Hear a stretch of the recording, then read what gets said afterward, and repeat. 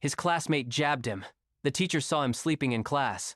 The whole room erupted in laughter. Of course, the class idiot was caught sleeping again. The teacher then stalked over and asked if her class was that boring. But Blair, he couldn't believe his eyes. Who is this woman? Boring? These curves are anything but boring. Just look at that geometry. They're perfect spheres. The teacher did not appreciate that look. She yanked him by the ear, pointed to the blackboard, and forced him to solve the problem. The kid's mind was still foggy thanks to that perfect geometry. He had to use his special technique to calm down and get the blood flowing from down there back to his brain. Blair finally saw the problem. Sum all the numbers from 1 to 100. Professor Brittany yelled at him to hurry up. If he was sleeping, he must know everything about the lesson. Cue more laughter. Blair was known for being the dimmest bulb in the box, but once he calmed down, Blair's entire demeanor changed. He got so confident it actually stunned the teacher. When he wrote the answer on the board, the professor couldn't believe it. Blair didn't gloat. He just said he needed to go to the bathroom to take care of something. The classmates were speechless. Could that answer actually be right? The teacher of the perfect curves was floored. How did he do that calculation in his head? Outside the classroom, we find out the truth. Blair has no clue what's happening. This body, it's not his. His real name is Chen-Lu, a world-famous math professor, a genius who became youngest ever master. He doesn't know how he died, much less how he wound up in the body of this mediocre student. Besides, it seems like they don't even use basic math formulas here. Is this even his world? If not, he might just be the most brilliant person alive right now. Determined to find out if he's going to be this world's Isaac Newton, our protagonist doesn't notice a girl in the hallway. The two collide, bam, like a bowling ball hitting a pin. Blair's head hurts, but he feels something very soft in his hand that honestly made it all worthwhile. He scrambles back when he realizes the situation and offers the girl a hand. She is furious. "Blair, you again?" Blair, confused, just asks, "Do we know each other?" The girl turns beet red, trying to cover her treasure, while screaming, "You did the same thing on the first day of school, always touching me and trying to look up my skirt. He's just as arrogant and pretentious as ever." She hurled so many insults about this Blair kid that our protagonist froze in secondhand embarrassment. He tried to explain, but the girl was dead set on erasing his memories the unfriendly way. She started conjuring fire magic. Blair quickly tried a new tactic. "If I'm really that weak and pathetic, isn't beating me up just cowardice?" The girl wasn't listening. She was ready to barbecue his memories. Out of options, Blair resorted to sincerity. He apologized to the beautiful lady with the incredible geometry, and I swear I didn't see the color of any white panties. The girl was caught completely off guard. She actually calmed down. But before she could say a word, the culprit had vanished, running away from the blonde as fast as his legs can carry him. As he runs, he starts to process the insanity of this world where both science and magic exist side by side. Suddenly, a splitting headache hits him, and he collapses to his knees on the grass. His consciousness begins to fade. His body goes limp and he passes out on the ground. Our protagonist's mind then drifts back to his childhood memories where he's seen calling out for his dad. The scene shifts to a reflection in a puddle, showing some people in front of a palace. A man hands a beautiful box to a woman, calling her his love and trying to comfort her. Right after, the woman grabs a child by the arm and rushes inside a big 2-story house. Inside, while she's tending to her things, she overhears 2 women gossiping. They're saying that the lady and the child were nobles, but the man who supported them had died. The memory flashes forward, and now we see a child running happily to tell his mom he got accepted into the Chandanasa Academy. That child was Blair. His mother, worried, warns him about the dangers he's going to face at the academy. Looking at her son, she's reminded of her late husband and realizes how similar the two of them look. After that, the memories jump to his life at the academy, where our protagonist was constantly disrespected by his professors. He sets his mind on paying off his family's debt. After all, he's from a noble family that went bankrupt, so he has to work twice as hard. The problem is, the dude was born without any magic powers. He can't even make a simple little fireball. Because of that, his life at the academy was hell. Everyone made fun of his failures, which put our boy in a major slump. Then, out of nowhere, he wakes up and comes face to face with a girl with blue hair. She's calling out to him, all worried, asking if he's okay. Blair is totally confused, wondering who this girl is and how she found him there. The girl holds out her hand to help and tells him he needs to get to his magic theory class. Our boy gets up, leaning on her for support, and thanks her, kind of surprised. No one ever cares about him. When they get to the classroom, the magic theory lesson is already underway, with the professor talking about the 4 basic elements. While listening to the explanation, the protagonist starts to figure out how things work in this world. You're either born a mage, or you're a commoner. Meanwhile, the professor, a guy with graying hair, continues his lecture. He says that mages use spells, gestures, and spiritual power to control the elements. But to do that, a person has to be born with the gift. Time passes, and the class is finally wrapping up. The students all leave the classroom happily celebrating the end of class. After the lecture, the professor notices someone stayed behind to ask a question. He looks over and sees it's Blair, and asks without much surprise what he wants to know.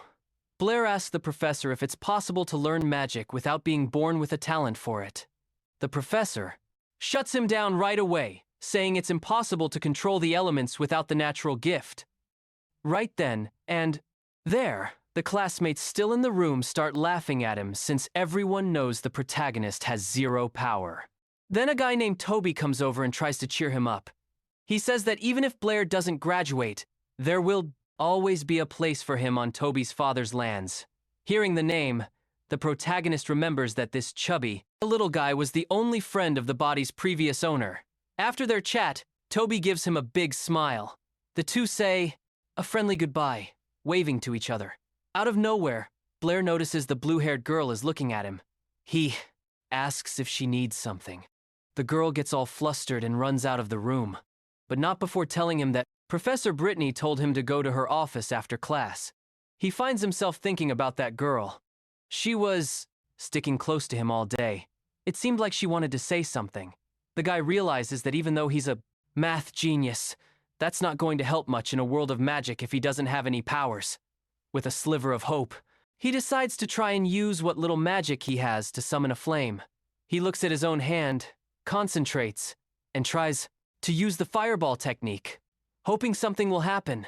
His hope was already fading, and despair was setting in because it looked like he had failed again.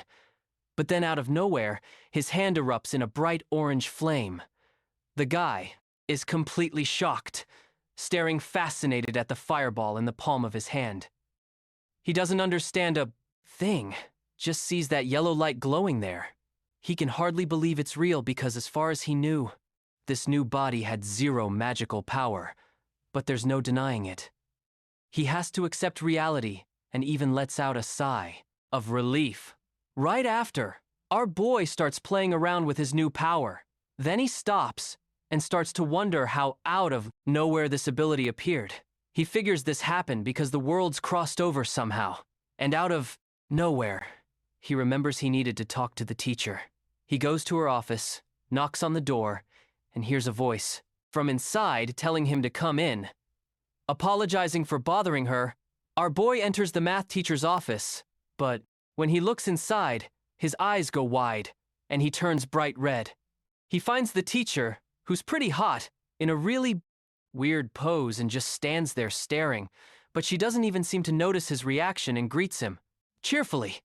At this point, the protagonist is still frozen, just staring at her. The teacher, totally chill, tells him not to mind the scene because she always does her calculations in that position. Blair, still a little flustered, asks why she called for him. The blonde then asks him to sit in the chair next to her desk. She backs away. For a moment, then comes back and puts a pen and paper in front of him.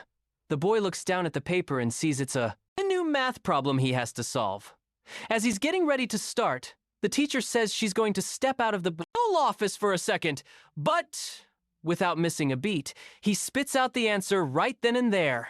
The teacher looks at him in shock, asking what he just said. He repeats the same number, confirming that it's the right answer. Suddenly, the blonde rushes over to him, grabs him by the shoulder, and starts asking all worked up how he solved it. Because for her, that problem takes forever. Looking a little angry, she asks if he'd solved that problem before, even though she chose the number 79 at random. The protagonist asks if she really wants to know the answer. She half-jokingly insists again that he tell her how he did it. The guy's gaze unintentionally drifts down to her chest and he a bit shyly agrees to explain everything. He's even surprised, thinking to himself that deep down his teacher is kind of naive. Without wasting any time, he jumps right into the explanation. He says he saw the teacher solving the problem by adding the numbers one by one. He says that's a pretty risky approach and it's really easy to make a mistake, but he congratulates her because her calculations were actually correct. She looks at her papers, totally confused, and says that's the only way she knows how to solve it. Our boy gives a big grin and says she's wrong.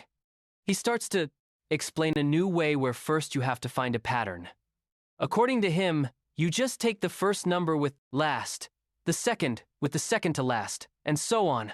Adding these pairs always gives you 80. He asks the teacher, how many pairs of numbers that add up to 80 are in the problem? The blonde jumps out of her chair and shouts the answer, 39. The boy immediately praises her and tells her to sit down, but then quickly apologizes, saying it was out of habit. He continues the explanation, saying that this way the problem stops being a giant addition problem and turns into a simple multiplication. He shows that with this method, she can also find the solution super fast. The teacher, excited to have learned something new, happily declares that this is a wonderful way to solve the problem. What's more, she herself comments that this method could probably be improved. The boy praises her for the insight and starts to explain that yes, there is an improvement for this method. After his explanation, the blonde just freezes up, trying to process the logic of everything that was happening. Seeing his teacher totally frozen, our boy calls out her name. Worried, he figures the basic math from his world is just too advanced for her. She finally snaps out of it and looks away, a little dejected, asking if he came up with that method himself. The protagonist dodges the question and just says he created the method to make calculations easier. In his head, he thinks that she'd never understand if he mentioned Gauss's name. Suddenly, the teacher grabs his hand and calls him a genius. To our protagonist, the scene feels pretty romantic. She says a bright future is waiting for him if they keep studying together. The guy turns bright red, says her name, and tries to say something. The teacher senses the mood, gets embarrassed, and backs away from him, scurrying off in another direction. But then out of nowhere, her expression changes as an idea pops into her head. All excited, she suggests that Blair become an amazing mathematician. His answer is a real quick no. With a look full of ambition, he shouts that he wants to become an incredible mage. She looks at him with a confused face and asks why. So, the teacher slams him down on the table and says he should be studying math, not wasting his talent. She tells him that as a mathematician, he could have a good position in society and that he should choose that path, not magic. Ignoring her, he forcefully shoves her hand away. Our protagonist says that what he cares about is magic and that he wants to be a mage, not a mathematician. In his opinion, being a great mathematician in this world is way too easy. You just have to spout off a few already existing mathematical theories. He feels like doing that would just be stealing other people's ideas, and that magic is way more interesting. After thinking for a moment, the teacher suggests they make a bet. She tells Blair that there's a magic exam coming up at the academy, which will decide whether or not he can stay. Our boy gets thoughtful and notes that if he fails, he'll be kicked out. The teacher confirms this and says that if he really wants to be a mage, he needs to pass this exam no matter what. A silence falls, and the boy just stares at her with an unreadable expression, thinking about something. Then the teacher grabs a calendar from the desk and continues explaining the bet. She says that if Blair passes the exam, she'll stop getting on his case about becoming a mathematician. But if he fails, she'll help him get a spot as a teaching assistant so he can stay at the academy and study math. After explaining everything, she asks if he accepts the bet. In her mind, she's sure the guy won't be able to pass because he has zero magical ability.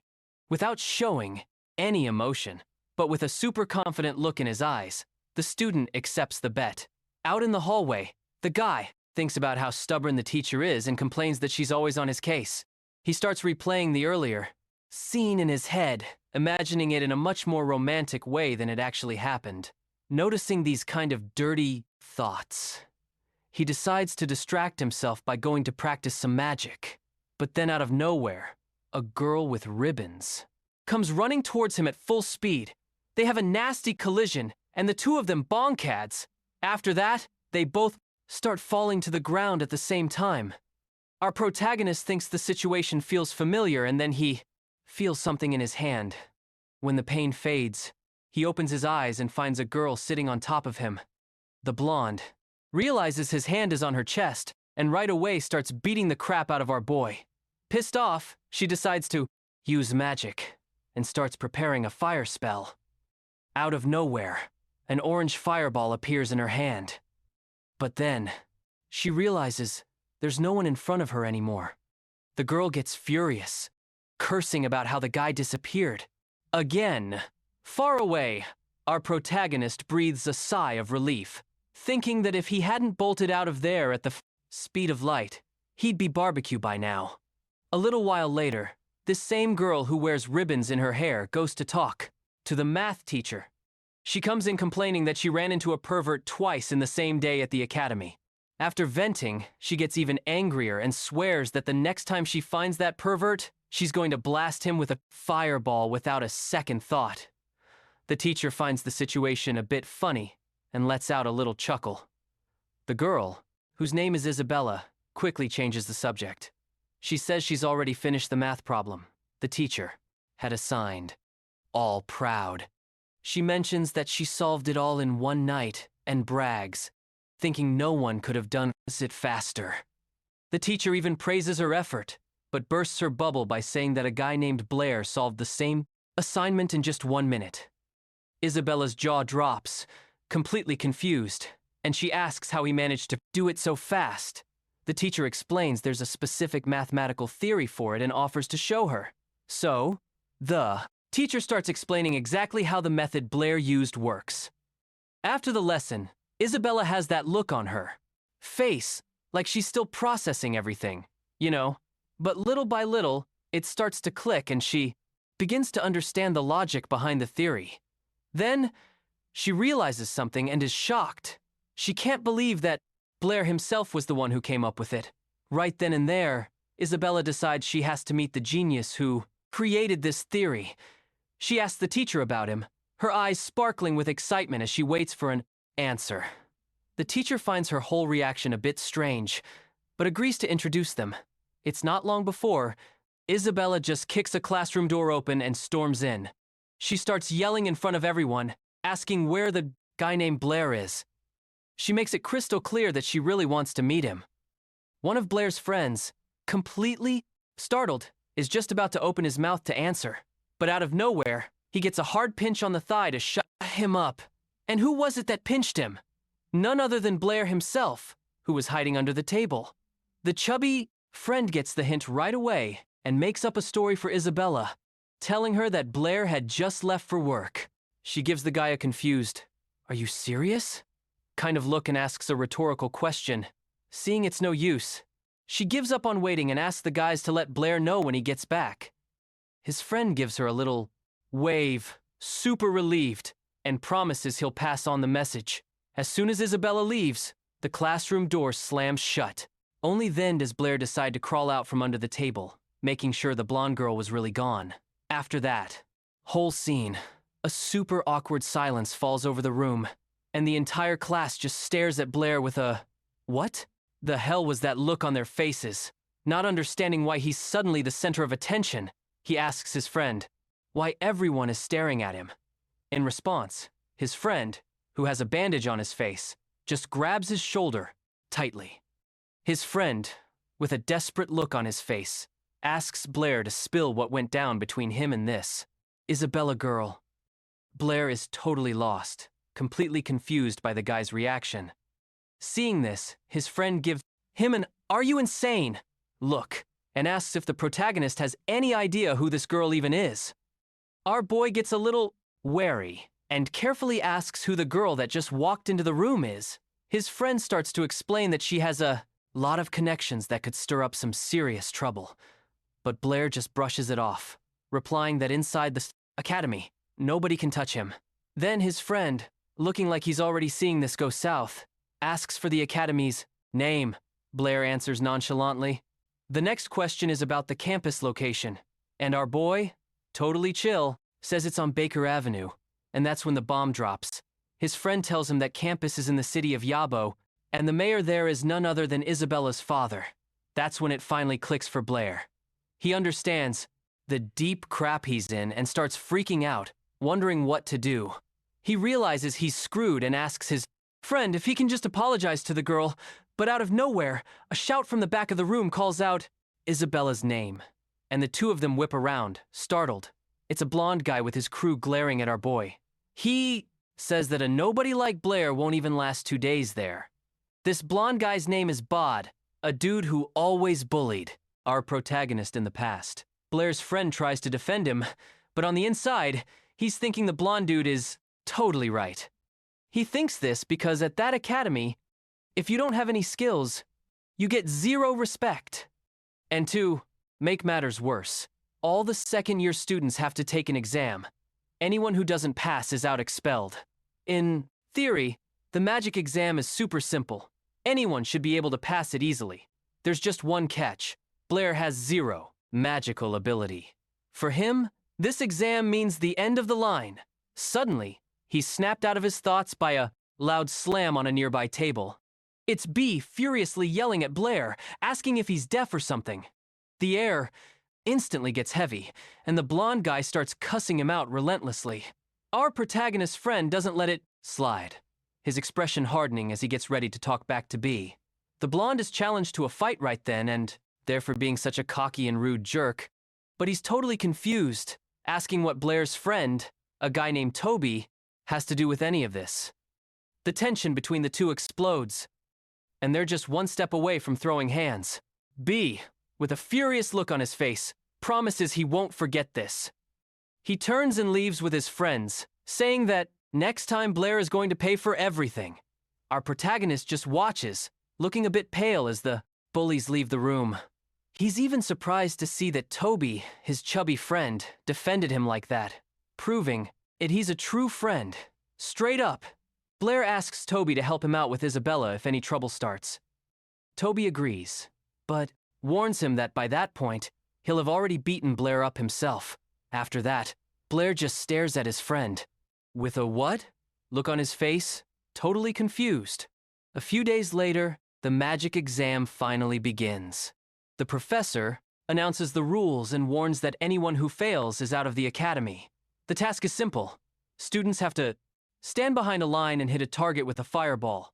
The exam kicks off with B, who struts in all cocky, making it clear he's the best one there. He whips up a fireball in no time and nails the target dead on. The instructor praises the guy and tells him he passed the exam. The test keeps rolling with everyone taking their turn.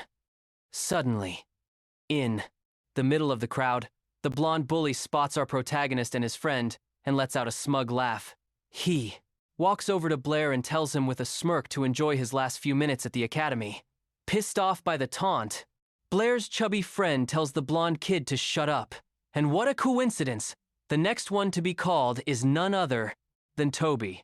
Without wasting a second, he starts prepping the fireball spell. Out of nowhere, a small orange flame appears in his hand. He shouts the name of the technique and launches the fireball. It flies out and just barely grazes the target. The instructor, without much enthusiasm, says that Toby passed. Even though he just scraped by, the guy is ecstatic that he made it. Next, the instructor looks at his list to see who's up. He was about to call Blair, but then remembers the kid doesn't even have any magic power. The instructor, feeling sorry for our boy, tries to avoid embarrassing him in front of everyone, so he just starts wrapping up the exam, pretending he forgot about Blair. But then the blonde bully shouts out, telling the instructor not to end the test yet. He points out that there's still one student who hasn't taken the test. The guy points right at our protagonist and yells loud enough for everyone to hear that he's already failed. Blair just stands there silent and still waiting to see what the instructor will do. The instructor a bit awkwardly asks the kid if he's going to take the test. The blonde bully's crew hears this and starts laughing their heads off, mocking Blair. As the crowd murmurs about the protagonist, a math teacher happens to be passing by. Blair's friend tries to cheer him up, putting a hand on his shoulder and telling him to just ignore the jerks. But then out of nowhere, our boy's entire vibe shifts. With a look full of confidence, he decides he is going to take the test. After all, the blonde kid and his crew are completely shocked by this, not understanding what Blair is talking about. The shock wears off fast, and they all burst into laughter, clowning on our protagonist, and already counting on his failure. All the noise catches the attention of the math teacher, who gets curious and moves in for a closer look. The magic instructor, annoyed by the commotion, tells everyone to settle down. Blair is asked one last time if he's sure he wants to do the test. Our boy, with a determined look, tells Professor Antonio that he's ready. The instructors, still trying to be gentle, tell him not to feel bad if he ends up failing. The protagonist gets in position in front of the target and focuses. He takes a deep breath, thinking about the best way to put on a show for this crowd. He's incredibly confident and knows he doesn't need any incantations or hand gestures to do what he wants, just to put on a show. He decides to go through the motions.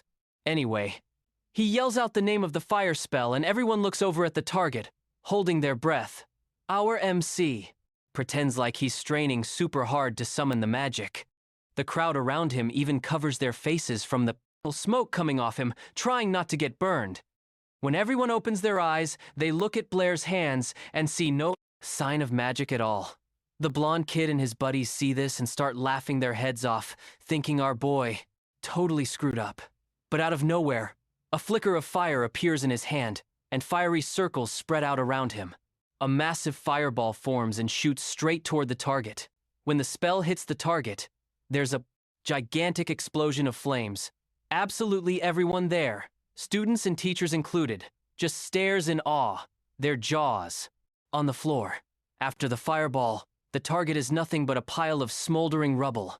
The magic professor, in total disbelief, says that Blair has passed the exam. The blonde's face completely changes, and he blurts out that it's impossible, because not even he could get a result like that. Only Tob is genuinely happy for his friend, asking him why he'd been hiding all that talent. Suddenly, the professor calls our MC over for a talk. The math teacher is also off to the side, completely shocked, wondering how the kid pulled that off. Blair goes to the magic professor's office and starts spinning a tale about how he trained every single day with books, and that's how he managed to master the fireball spell. The Professor Anthony explains that magic is a gift from the gods and that people without any abilities were called the God-forsaken, and they had all assumed Blair was one of them. But now it seemed the gods had rewarded Blair with this gift, which was an incredibly rare occurrence. He praises our MC and encourages him to keep studying, telling him he has massive potential. Our boy thinks to himself, already tired of it. All that every single teacher at this academy is trying to force him to learn something. Then, out of the blue, he says he appreciates the praise, but he wants to go back to his own world. The professor looks at him completely confused and asks what worlds he's talking about. Our MC instantly realizes what he just said and tries to play it off, saying it was just a joke and that he let it slip by accident. But Anthony doesn't quite buy it and just figures he's been studying too hard. He assumes Blair was talking about the world from the legends of the Sacred Master. As Soon as he hears about this master, our boy gets super interested in what the professor is saying. According to legend, there was a sacred master who could control space and travel to other worlds. But everyone thinks it's just a myth.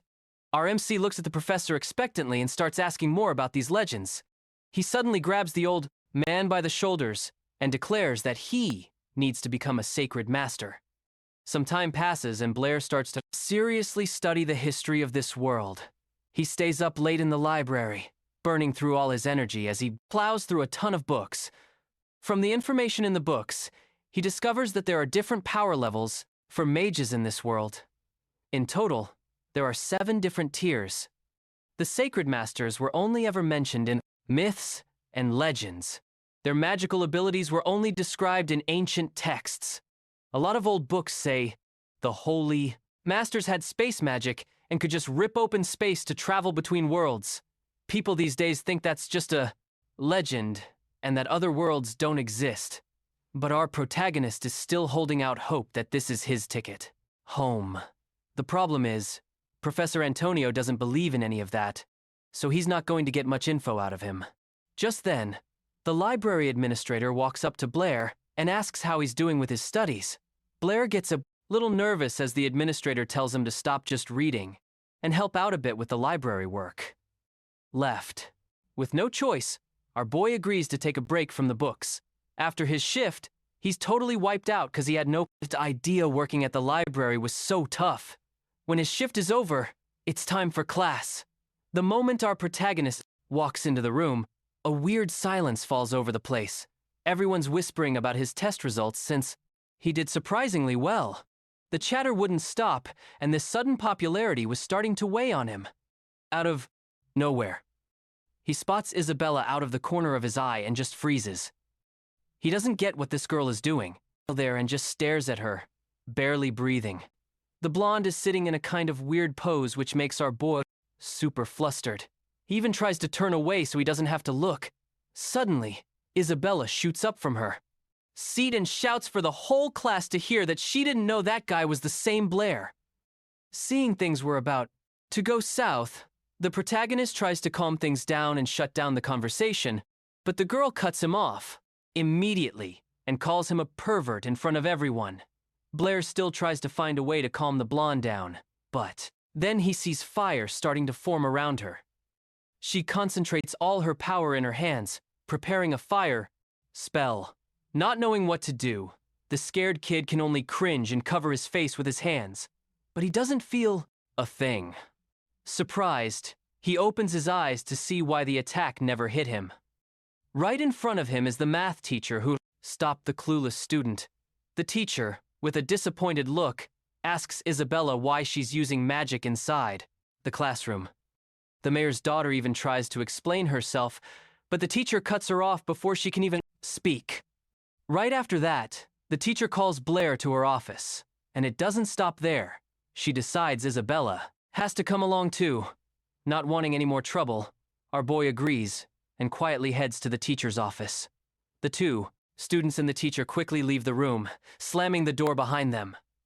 After that crazy scene, all the students are left in silence, trying to process what just happened. A blonde guy in the class was in shock, not understanding why Blair was getting so much attention. Meanwhile, in the teacher's office, our boy explains all the awkward situations that went down with Isabella. The teacher tries to get the two of them to make up, saying it was all just a big misunderstanding. With the teacher pressuring her, the blonde girl ends up agreeing to forgive the guy. Then, the teacher changes the subject, bringing up the magic exam and praising the protagonist for his effort, saying the bet between them was officially over. She says she was really intrigued by his performance and asks him to show her how he managed to evolve out of nowhere and gain magic abilities. Our boy turns her down, saying it was just luck and that actually he's the one who has some questions for her about magic. The blonde doesn't push it and just waits, curious to see what he's going to ask. He then drops the question to use an element. Do you really need to use hand, gestures, and recites spells? Isabella, who never misses a chance, butts into the conversation to make fun of the protagonist, calling his question stupid. Realizing his question sounded kind of dumb, Blair a bit awkwardly asks if there are any exceptions among mages. The teacher starts to explain that even the most powerful mages need spells and gestures. The only difference is that at their level they can do it a lot faster. She goes on saying that magic is a gift from the gods. They were the ones who taught people to use gestures and spells to summon the elements. To do it, without anything, a person would need what they call divine enlightenment. The student finds the question so absurd that she asks why the teacher is even answering it. So seriously, the protagonist starts wondering if because he's from another world, the gods here simply overlooked him. All of this was basic magic knowledge, and if he wanted to be a mage, he'd need to study the theory first. But the teacher called him over for another reason. When the girl had already mentioned, she hands him a folded paper and explains it's a scientific journal where the most important works are published. Isabella, who was nearby, sneaks a peek at the journal and is shocked. She notices the math teacher's name alongside our boy's and has a totally over-the-top reaction. The teacher explains that she figured out the summation method the boy demonstrated and even wrote a paper on it. But the black-haired guy can only think about one thing. If he's going to make any money from this publication since his library salary was a total joke. And as if reading his mind, the teacher suddenly calls his name. She hands him a small pouch of money and says it's his reward for his work. This was a ton of cash covering more than 2 years of the salary he was making at the library. With a joy he can barely hide, he pretends to be embarrassed to accept it and offers half the money to the teacher. Naively, she agrees to the proposal on the spot and takes half the cash for herself. Blair's face falls instantly. He never expected her to actually take his money. The pain is immense because he only offered it out of politeness. With a single sentence, he got rid of half of all the money he had earned. Because of this, he started having some dark thoughts about how he needed to get out of this world as soon as possible. But suddenly, something catches his full attention, and he stares intently at the teacher with a newfound interest. He wants to know if every article published in that scientific journal pays the same amount of money. In response, he hears that, yes, the payment is for each published article. And out of nowhere, a brilliant idea pops into his head. One he just has to share. He suddenly starts explaining a new theory, one he brought from his old world. The teacher realizes what he's talking about and calls it Hughes's enigma.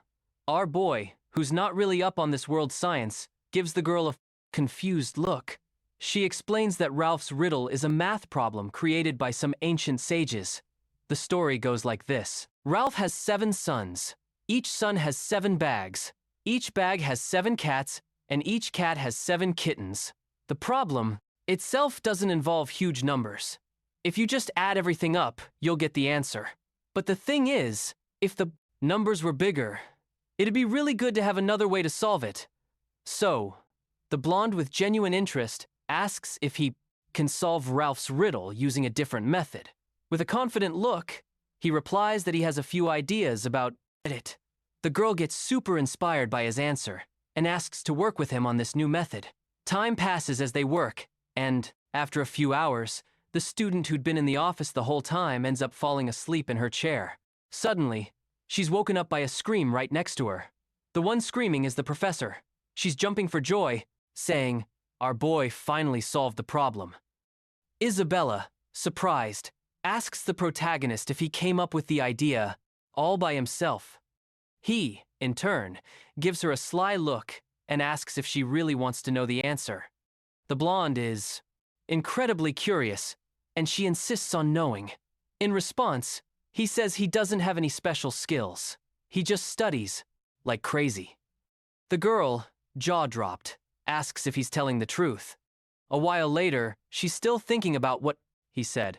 Out of nowhere, something unexpected happens right in front of her, leaving her shocked. She spots the protagonist in the third-year building and wonders what he's doing there since he's a second year. She promises herself that she'll catch him in the act this time, but before she knows it, she's lost sight of him again. By this point, the protagonist is already near a high stone wall behind the third-year building. This was the place Toby had told him about, hoping his friend wouldn't do anything stupid. With a light jump, our boy hops over the wall and suddenly remembers his magic teacher. He told him that if he wanted to learn about magic, he should go to the Magic Association in the city of Yabo. Behind the wall lies something surprising, and the protagonist freezes for a moment. He takes it all in, appreciating the city's unique architecture. The area feels peaceful and quiet, but the main street is bustling with activity. Merchants on every street are calling out to potential customers, hoping to sell their goods. The black-haired guy casually strolls through the city, taking in all of its beauty. His attention is drawn to an imposing castle with beautiful white walls, right in the center of it all. He recognizes it right away. That's the Magic Association he was looking for. Before heading inside, he carefully pulls a mask of some sort out of his pocket. He needs to be careful. It's best not to reveal his identity needlessly. Since the association's entrance was pretty quiet, he went straight to the main desk. There, he runs into a blue-haired girl who immediately offers to help. Our protagonist instantly recognizes her as Molly, one of his classmates, and wonders what she's doing working there. The girl offers him the services of a high-level mentor, but charges an insane amount of money for it. When our boy hears the price, he's a little shocked, not getting it at all. He obviously doesn't have that kind of cash, so he just gives up on the idea and starts to leave the building. But then Molly calls him back. She says that if money is the issue, he can just sign up for the association's library. Bouye turns around surprised and even asks again just to make sure he heard her right about this library. Turns out the Magic Association's library has thousands of books on the subject. And the best part? It's free. The protagonist, realizing he won't have to spend a single cent to learn, gets all excited and asks to sign up on the spot. But to do that, they ask him for a mage certificate, which unfortunately he doesn't have. Molly, I thought he was already a mage, and explains that the registration is meant to prove that the person actually knows their stuff when it comes to magic. She says he can just prove his skills right then and there by showing what he can do. The guy is a bit hesitant and asks if it's possible to take the test right there on the spot. It is, but Molly warns him that the specialist on duty today is a real hard-ass. Apparently, only 10% of people pass his test. Even so, our protagonist isn't discouraged and agrees to take the exam, especially since jumping the wall again wouldn't be very practical. A little while later, they arrive at the examiner's room, a guy named Andrew. Our boy notices that the man is wearing a red mage's robe with 2 silver stripes. This means he's a mid-level mage of the fire element.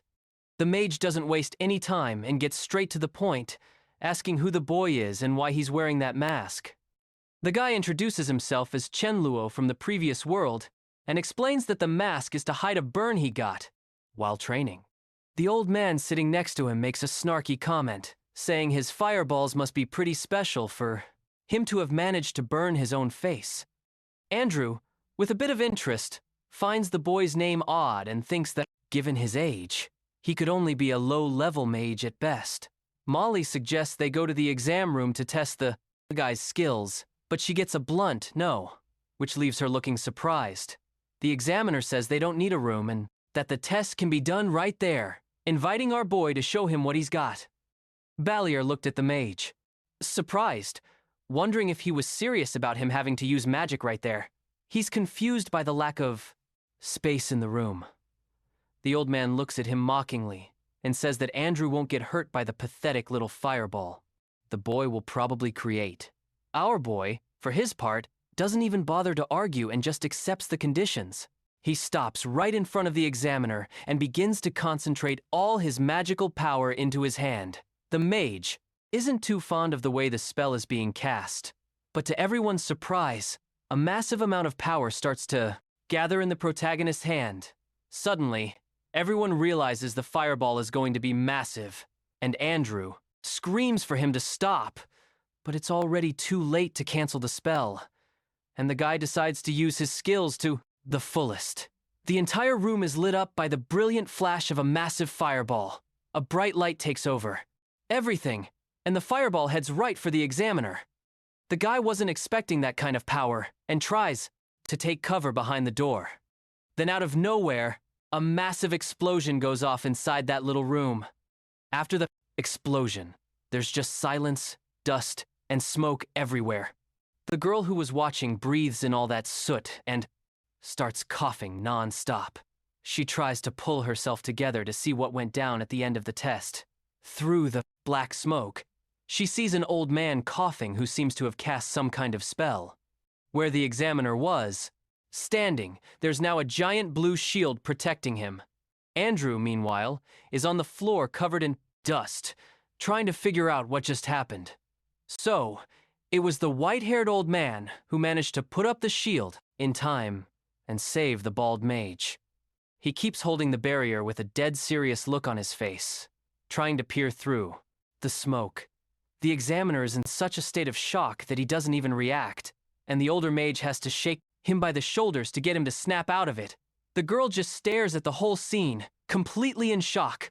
Our boy, realizing the confusion, immediately apologizes to the mages. He explains that he thought everyone was prepared for his spell, and that's why he went all out. After all that chaos, the protagonist passed the test. A little while later, he's in another room getting his mage certificate and a library card. He takes the documents, starts looking them over. The girl from before walks up and says she was blown away by what he did in front of the examiners. The protagonist, whose name is Chen Luo, thanks her for the compliment, says his goodbyes, and leaves.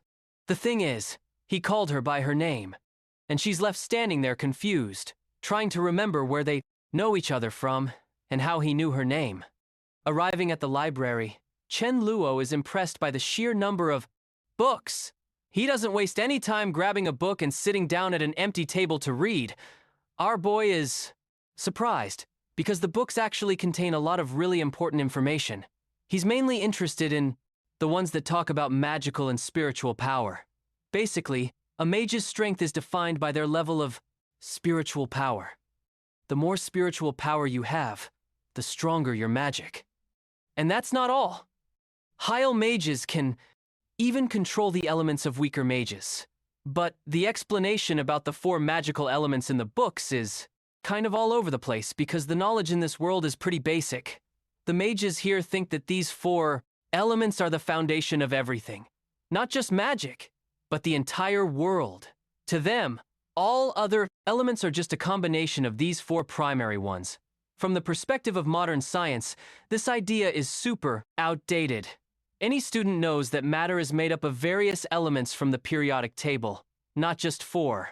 But since magic and magical elements are real in this world, the protagonist can't find a scientific explanation for it. Then out of nowhere, an idea hits him. What if it's possible to interact with the magical elements in a different way? Lost in these thoughts, he suddenly leaps out of his chair, startling everyone in the library.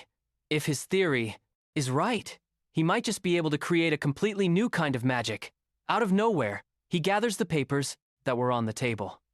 Without a second thought, our boy gets his stuff and bolts from the library.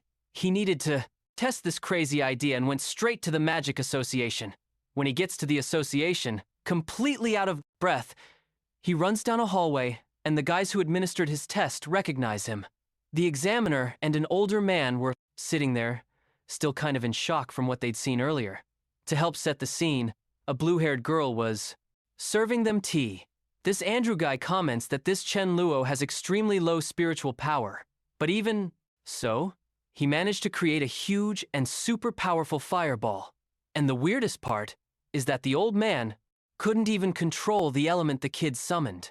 The gray-robed mage thinks maybe the kid has some secret they're not getting. It was already getting dark, so the protagonist decides to get out of the city and head back to the academy. On the way, he just hops over a high stone wall like it was nothing, and he lands smoothly on the other side on his feet without kicking up a single speck of dust.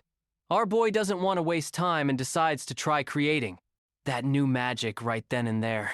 A bunch of ideas start popping into his head, and he struggles to focus and create something different.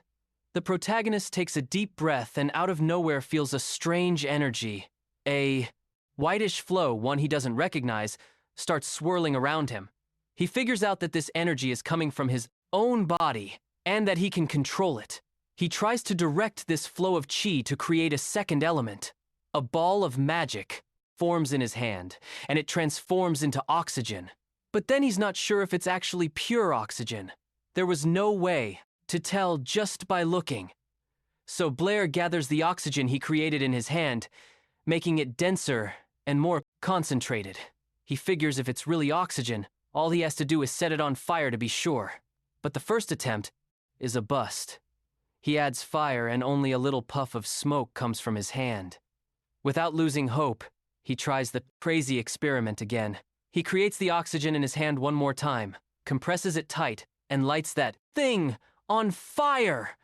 Suddenly, a giant explosion goes off all around him. The shockwave is so strong it shatters the windows of the nearby buildings. To give you an idea, even a glass that was just chilling on the math teacher's desk started to crack all over. The teacher hears that huge noise coming from the street and drops what she's doing to see what happened. Through the window, now completely cracked by the shockwave, she sees the explosion that went off. Near the building, in the middle of a patch of grass, a ton of sparks and clouds of smoke are rising up. Our boy is right in the middle of the whole mess, trying to breathe in the thick smoke that's formed around him. The wind starts whipping everything through the air in a weird way. Then, the protagonist thinks he got really lucky for reacting so fast. Out of nowhere, our boy's face is covered in sweat, and he's got a look of genuine fear. He looks to the side trying to figure out just how much damage the explosion caused. Apparently, that oxygen was way more powerful than our protagonist had imagined. Suddenly, he hears a voice yelling from a distance, asking what happened. Our boy turns around and sees some guy running towards him. He didn't expect it to be that loud. The protagonist decides it's best to bail before he gets into trouble, so he bolts into the woods to hide. Despite the chaos, it seems Blair managed to create something worthwhile. A while later, we see him in the classroom thinking about everything that went down. He's exhausted from pulling an all-nighter studying, so he decides to take a quick nap right there at his desk. But peace is not an option for him. And out of nowhere, someone starts slapping him, hard on the back. It was Toby, who frantically starts telling him about the drama from last night. To avoid suspicion, our black-haired boy says he slept like a rock. The word is there was an explosion near the third-year building that shattered all the windows. Everyone thinks some super powerful mage did it, but nobody knows why. Our protagonist comments that he's never seen a mage like that, and his friend gives him a shocked look, asking what he means he's never seen a Heil mage. After all, their math teacher is a super Heil mage. Hearing this, Blair's face is one of pure shock, and he even jumps out of his chair. A little later, our protagonist decides to go talk to the teacher, and the scene cuts to him knocking on her office door. She opens the door almost immediately and greets her student. Our boy came at the perfect time because she actually wanted to speak with him. She tells him that the Mathematicians Association has already published an article on Ralph's enigma, and since he was the one who proposed the solution, his name is listed first among the authors. The teacher congratulates him for solving the most difficult problem in mathematics, but brushing that aside, he says he's here to discuss something else. To the blonde teacher's surprise, he says he wants to study math with her and asks for her help. After hearing this, she just stares at him completely confused. The guy wanted to be a mage, but suddenly he decided he also really liked math and didn't want to regret it later. He even says he feels like he must have been an incredible mathematician in his past life. The teacher, overcome with emotion, takes his hand, calling him by his name. She can't control herself and presses his hand against her own chest, saying how happy she is to hear that. She hugs him and says that from now on, they'll study math together every day after school. Dying of embarrassment, the guy tries to pull away from the hug, gently pushing her with his hands, and uses the moment to ask for help with magic too. Still totally flustered by the scene, he hears her agree to everything and decides to get out of there as fast as he can. Our boy is already rushing for the door, dying to get out of there. He opens it, But the blonde teacher calls out to him, reminding him about their arrangement for the next day. He just agrees, wanting to bolt, but then out of nowhere, she tells him to stop and wait another minute. So, she sits on her desk, clasps her hands, and tries to figure out how to say what's on her mind. Blair is totally confused, staring at her nervously. Then, it dawns on the Brady Sixpoldat teacher. The black-haired guy only agreed to the math lessons to get help with his magic. She's troubled by this, because she realized his request wasn't sincere. Seeing he's been caught, the protagonist panics, trying to come up with a quick excuse, and suddenly, he gets a brilliant idea to get himself out of this. He blurts out that since they're going to be spending so much time together, it'll be easier for him to ask about magic. But before he can even finish his sentence, the teacher's hand comes down hard on his shoulder. She grips him tightly, and the boy gets super confused, scared of what she's going to say now. But the teacher says he has a talent for math, and that he can use it as a tool. Apparently, our boy's answer was enough for her. She tells him to go get some rest and not to forget to come back after school. Blair thinks to himself that this girl is both smart and a little silly at the same time. Time passes, and the next evening, Blair shows up for his lesson. He opens the teacher's classroom door without even knocking and just walks right in. Suddenly, he sees two girls up at the front sitting at the desk and chatting. One of them, Isabella, clearly isn't happy to see him there, probably because she wanted to talk to the teacher alone. Without missing a beat, she straight up asks what he's doing there. The teacher then apologizes to Isabella and explains that she forgot to tell her, but from now on, Blair would be having lessons with her, too. The teacher asks Isabella to look after the new guy, but from the look on her face, she's not a fan of that idea at all. The blonde then calls the protagonist over to sit next to the other student and says she's prepared a problem for him. The question was this: a stone is dropped into a well. A little while later, another stone twice as heavy is also dropped. The question is, when will the second stone catch up to the first one? Isabella starts to answer, saying they need to know the time between the two drops. But before she can finish, Blair cuts her off. Our boy, without hesitating, flat out says, the second stone will never catch up to the first. He explains that if you ignore air resistance, a heavy stone won't catch up to a lighter one. His answer leaves the blonde girl sitting next to him really irritated. She accuses him of not even knowing the basics. According to her, everyone knows that an object's falling speed depends on its weight. The heavier it is, the faster it falls. She says that this is what the ancient sages discovered, and that even a child knows it. But our protagonist isn't buying it. The look on his face shows he's getting pretty pissed off, too. He shoots back that just because a bunch of ancient sages said something, that doesn't make it true, and asks if she's ever actually seen it happen in real life. The blonde gets pissed that the guy dared question the wisdom of the ancients. The vibe gets tense between them because neither one wants to back down. So, our protagonist tells them straight up that science has to be precise, and that if a truth can't be proven, then it's not a real truth. Another student suggests a bet, but the guy says no. The teacher tries to calm things down so everyone doesn't start a fight. But then out of nowhere, the mayor's daughter bets 10 gold coins. He instantly agrees. The teacher just facepalms, frustrated that she can't stop the black-haired kid. After a while, they find a spot to do the experiment. She tries one last time, saying that one stone is twice the size of the other and that they should just drop the whole argument. But he holds his ground. After all, he wasn't about to pass up on some easy money.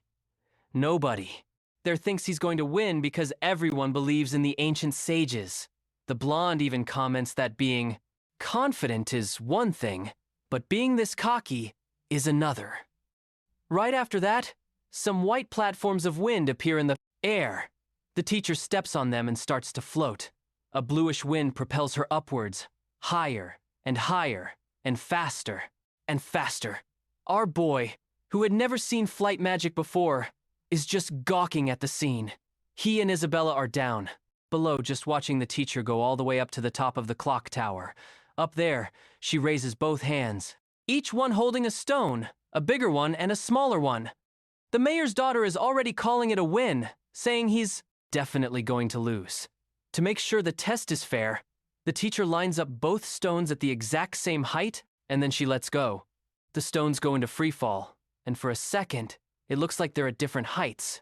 They get closer and closer to the ground, picking up speed.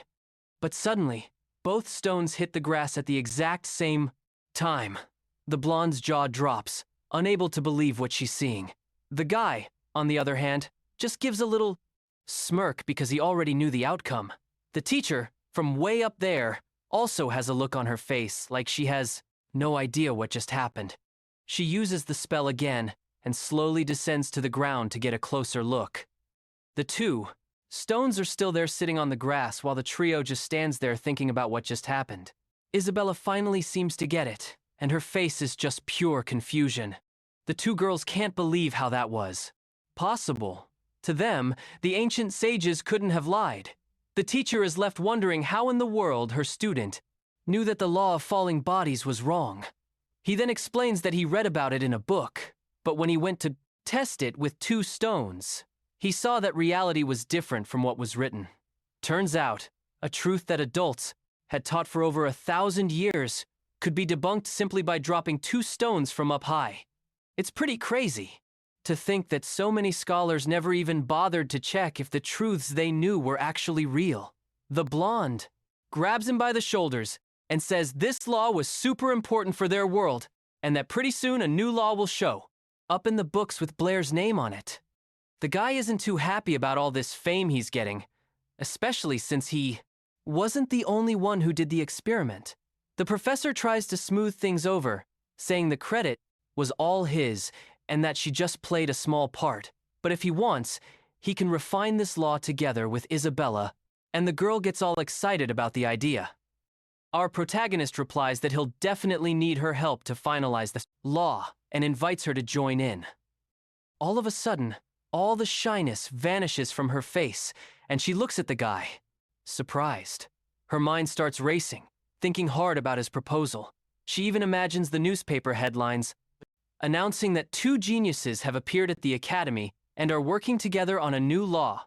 Her face turns red again as she thinks about the possibility of working with the guy. The girl decides not to show what she's feeling, and trying to play it cool, she timidly agrees. The blonde is lost in thought for a while, realizing they'll have to work alone together. She starts imagining possible names for the new law, thinking about how their names would be side by side in the title, which makes her blush again. Then, out of nowhere, she offers to help our protagonist if anyone messes with him at the academy, all while thinking about how smart and handsome he is. Suddenly, the guy holds out his hand to her, and the girl immediately thinks he wants to shake hands. This gesture made Isabella all flustered, and even a little upset without even understanding why. She decides to ask what he wants with his hand out, and in response, he asks for 10 gold coins. Our protagonist clearly meant something else by that gesture, and his eyes start to sparkle at the thought of the cash he was about to get. The girl was super disappointed for getting it wrong and backed away from him, a bit sulky. In the end, our protagonist gets the promised payment from the bet and starts counting the coins. He's thrilled for winning 10 gold coins in a challenge and getting rich in a single day. Isabella figures out that the guy is more interested in money than fame, but she still feels like that's not the whole story. Our protagonist gets thoughtful after her words and goes silent for a moment. The girl, with genuine curiosity, decides to ask him what he really wants. This question catches the guy by surprise, because, until now, he hadn't really stopped to think about it. He considers everything he's done in this world, and suddenly, something clicks. Memories of his past life flash through his mind of how he used to grind as a teacher. He remembered his students, his job, and his friends who he left behind in a world that's long gone. After diving into these memories, he finally finds an answer to give the girl. But what he wants, apparently, isn't something he can just go around telling people. So, he just denies that he's only in it for the money to live a better life. With a fake smile on his face, he says goodbye to Isabella and the professor. Without getting the answer she was hoping for, the blonde thoughtfully watches the guy as he walks away. She realized that he's carrying some thoughts he can't share with anyone. A day passes and Blair is already sitting in the classroom thinking that sleeping at his desk is way more comfortable than in his tiny room. But looking at the situation, he comes to the conclusion that at least now he has money. He knows he can't just stand around, so he's got to keep moving. Just then, a blonde guy named B slams his hand on his desk and calls out to Blair. Grudgingly, B tells him that some guy named Feige is looking for him. Blair is completely confused and asks who that is, 'cause he's never heard the name in his life. B doesn't like that answer. Gets pissed and grabs our boy by the hoodie. But out of nowhere, a voice tells the guy to let Blair go immediately. And nearby, another blonde guy appears, all dressed up and adjusting his tie. Turns out this was the Feige guy, the big shot who was looking for our protagonist. And he didn't come alone either. He had two very serious-looking guys with him, staring at Blair like they were trying to burn a hole through him with their eyes. This Fee guy looks at Blair with contempt. Our boy, on the other hand, is just curious, since he's never seen the guy before. The blonde in the blue shirt then turns to our protagonist and asks if his name is Blair. He sizes Blair up from head to toe and lets out a sarcastic little laugh standing right in front of him. That's when it clicks for our protagonist. With a serious face, he tells the guy to let him go and introduces himself, asking what's going. Hang on! The smug blonde warns Blair to stay away from Isabella. In his mind, a guy like Blair shouldn't even get near a girl like her. After delivering his message, Feige tells his crew to scram, and they all take off. On his way out, the blonde bumps into Toby, who was just passing by. The chubby guy can't take the impact and awkwardly falls to his knees. He's so scared he doesn't even dare to say a word, just quietly waiting for the group of bullies to leave. A bit awkwardly, Toby walks up to our protagonist and asks if he's okay. Blair says he is, that the guys just wanted to talk. But Toby is super surprised that Feige came at Blair out of the blue and can't figure out why. Then Toby explains the situation. That blonde guy is Feige, the class president, and everyone at the academy is terrified of him. He's from the famous Howard family and is the son of a Viscount. And to make matters worse, his dad is a big shot in a secret. Society and a bunch of the teachers here are members too. Toby tries to smooth things over, saying he understands Blair, being charmed by Isabella's beauty, but he warns his friend not to ignore Feige's warning. At this, our boy gets all flustered and embarrassed because that wasn't what he was thinking at all. Time passes and soon it's noon. Classes come to an end. Blair is already sitting with Isabella, but he's totally zoned out, thinking about how to properly use his new oxygen technique. The big advantage is that he won't need magic or hand signs, but the problem is, he still doesn't know how to use two elements at once. He's snapped out of his thoughts by Isabella, who tells him to stop slacking off. She tells him to solve the problem the math teacher assigned. Our protagonist, yawning with boredom, simply hands her a piece of paper. When Isabella looks at the sheet, she sees a bunch of formulas and realizes he'd already solved everything a long time ago. She's left speechless since she only managed to solve half the problem in the same amount of time. Our protagonist then says, "You can't just solve everything the same way." According to him, the secret is to find different ways of thinking.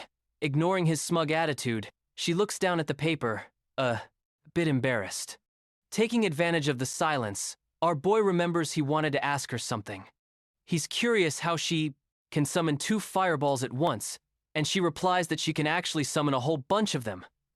This information leaves the protagonist shocked, and he just stares at her confused. The blonde realizes the black-haired guy can only make one fireball at a time and starts making fun of him. He explains that he's read a ton of books about magic, but never found anything about summoning multiple spells at once. The girl, in turn, says the books only teach the basics and don't cover these more advanced techniques. To learn that stuff, you'd have to hire a really expensive magic consultant. But But she adds, if someone called her sister, she'd help them learn herself. Without skipping a beat and with a completely straight face, our protagonist calls her sister right on the spot. The girl wasn't expecting such a quick, direct response and is completely caught off guard. The deadpan expression on his face when he said the magic word left her all flustered. But since a promise is a promise, she agrees to teach the guy. After this, they leave the academy and find a more secluded spot to train. The girl focuses and casts the spell. Suddenly, a bunch of yellow fireballs appear floating all around her. Our boy is completely amazed by the sight, since he can barely even create two. What really catches his eye is how stable her spells are. The girl explains that the main secret to summoning multiple fireballs is the distribution of spiritual power. Most people believe that spiritual power can only be focused on a single point, but once someone masters this technique, they can distribute their power to different points. Each of these portions of power is capable of summoning a spell, and that's how you summon multiple fireballs. The protagonist then asks if it would be possible to summon different spells using each portion of power, and she excitedly confirms. As they're talking, a golden-haired guy watches them from a distance. His name is B, and he thinks the two of them have a thing going on. Next to him, someone else is gripping a part of the wall with so much rage that it starts to crack. The boss, who was nearby, also saw the scene and looks on nervously. He vows to himself that the protagonist will pay dearly for this. At that very moment, our boy is training hard, trying to split his spiritual power into 9 parts. The blonde explains that he needs to follow her instructions and split his spiritual power step by step. With a smile, she tells him not to feel bad if he can't get it because it took even her 6 months of training to learn. Suddenly, just as she finishes speaking, a bunch of fireballs appear all around the young man. The girl stares in confusion at the scene before her and asks how he managed to do that. Totally nonchalantly, he replies that he just split his spiritual power into 9 parts and summoned the fireballs. But the girl isn't buying that excuse and asks how he managed to pull that off so quickly. Blair looks over at her a little surprised and just says he simply understood the technique and was able to use it. An answer that simple leaves the blonde completely stunned. She just stands there for a moment staring at the guy. Her face turns bright red, thinking that he wasn't just a math genius, but a magic one too. Then she starts getting really pissed off because she trained for way longer than he did. To save face, she decides to lie, saying she's done the same thing before. With her pride wounded, the girl just ditches the training session and runs off. Our boy has no clue why she's so mad and just chalks it up to another one of those I don't understand women moments. He puts his hand in his pocket and suddenly feels something weird. It catches his attention and he stops to see what it is. Meanwhile, the girl still hasn't cooled off and is stomping angrily toward the academy. Out of nowhere, Blair runs after her and grabs her arm. Isabella is startled by the move and asks if he needs something else. That's when she notices his hand is held out, offering her something. It was a bracelet of sorts with a really pretty golden cat charm on a red string. The protagonist offers her the gift, calling her by name, and tells her to take it. He says the only reason he learned the magic was thanks to her help, and he appreciates it. She stares at the bracelet, breathless, wondering what to do. Her face flushes red again and she bites her lip, completely flustered as she stares at the protagonist. Surprised, she says he actually has some sense and that maybe he isn't so stupid. After all, the blonde then snatches the gift out of his hand with a quick move.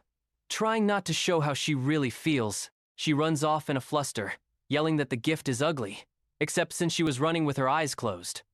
Her legs get all tangled up and she takes a super goofy fall onto the grass. Without even asking for help, she scrambles back up, laughing nervously, totally mortified. Then she turns to see his reaction. Blair is surprised and a little thrown off by her stare, not sure what to do. But before he can say a word, the girl scrambles up and takes off again, shouting a few insults over her shoulder. She vows that she won't give up so easily. But all Blair can do is let out an exhausted sigh. After that whole scene, he decides to take a break and lies down on the grass to chill in. the sun for a bit. He figures if she really didn't like it, she wouldn't have taken the gift. After all, he spent 50 silver coins on that thing. The guy was thinking that he originally planned to give the bracelet to his math teacher, but then he suddenly spots something right in front of him. 3 guys walk up to our protagonist, who's just lying there on the grass. One of them, B, reminds our boy that the class president had already warned him to stay away from that girl. Him getting close to the mayor's daughter was making the president pretty damn nervous. Without saying a word, our MC just gets up from the grass, looking dead serious. Then out of nowhere, he turns his back and just bolts from the guys who were giving him a hard time. The blonde dude and his crew weren't about to let that slide and took off right after him. The thing is, our boy saw no reason to fight these guys. But then one of the 3 decided to run his mouth, saying Blair's dad died a coward, fleeing in the middle of a battle. Hearing that about his family really struck a nerve, and our MC stopped dead in his tracks. The blonde dude, seeing his opening, kept taunting him. He thought Blair had let his guard down and tried to sucker punch him from behind. But as he threw the punch, his fist just stopped in midair right in front of our boy's face. The bully was not expecting that at all. Since he'd thrown the punch with all his might, the recoil sent him flying backward. And in the end, he was the only one who got hurt. You could see on Blair's face that he was seriously pissed off by the gang's actions. Meanwhile, the blonde dude could barely even get back on his feet. His hand was completely burned, and he was in excruciating pain.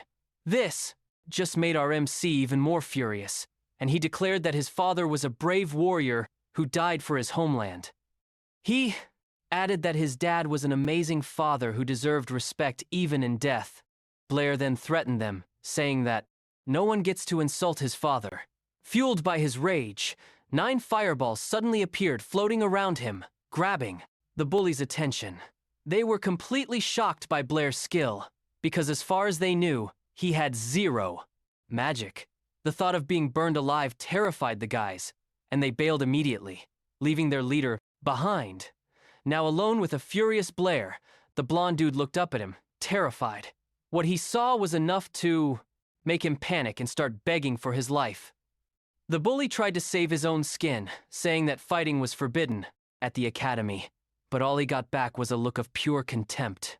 At that, the panic in his eyes faded, replaced by sheer desperation. He just stood there frozen, staring at Blair with no idea what to do.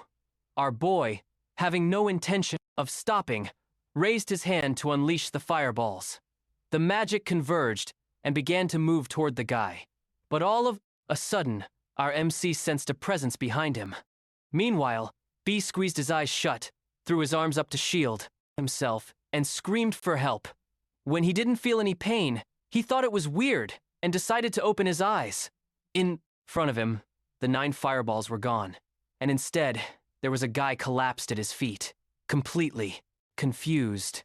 He tried to process the scene, looking at Blair, just lying there peacefully in front of him. The blonde dude was still in shock, but he nervously poked Blair to check if he was still alive. Seeing an opportunity, B decided to make a run for it before our MC woke up, but he was stopped dead in his tracks by a commanding voice. Standing in front of him was a math teacher who was already tending to Blair. The blonde dude tried to make excuses, claiming it wasn't his fault. And all this time, our MC was still just lying on the grass, faking being unconscious. The blonde guy keeps trying to explain himself, but the crowd isn't buying it. The professor lays on even more pressure, saying she knows exactly how he feels about Blair. The whole argument, which was going nowhere, is cut short by a guy with a beard and mustache who just shows up out of nowhere. He tells B off since our black-haired boy was right there passed out on the ground. This just proves that the blondie was lying the whole time. The man then orders B to go straight to his office and wait to face the consequences of his actions.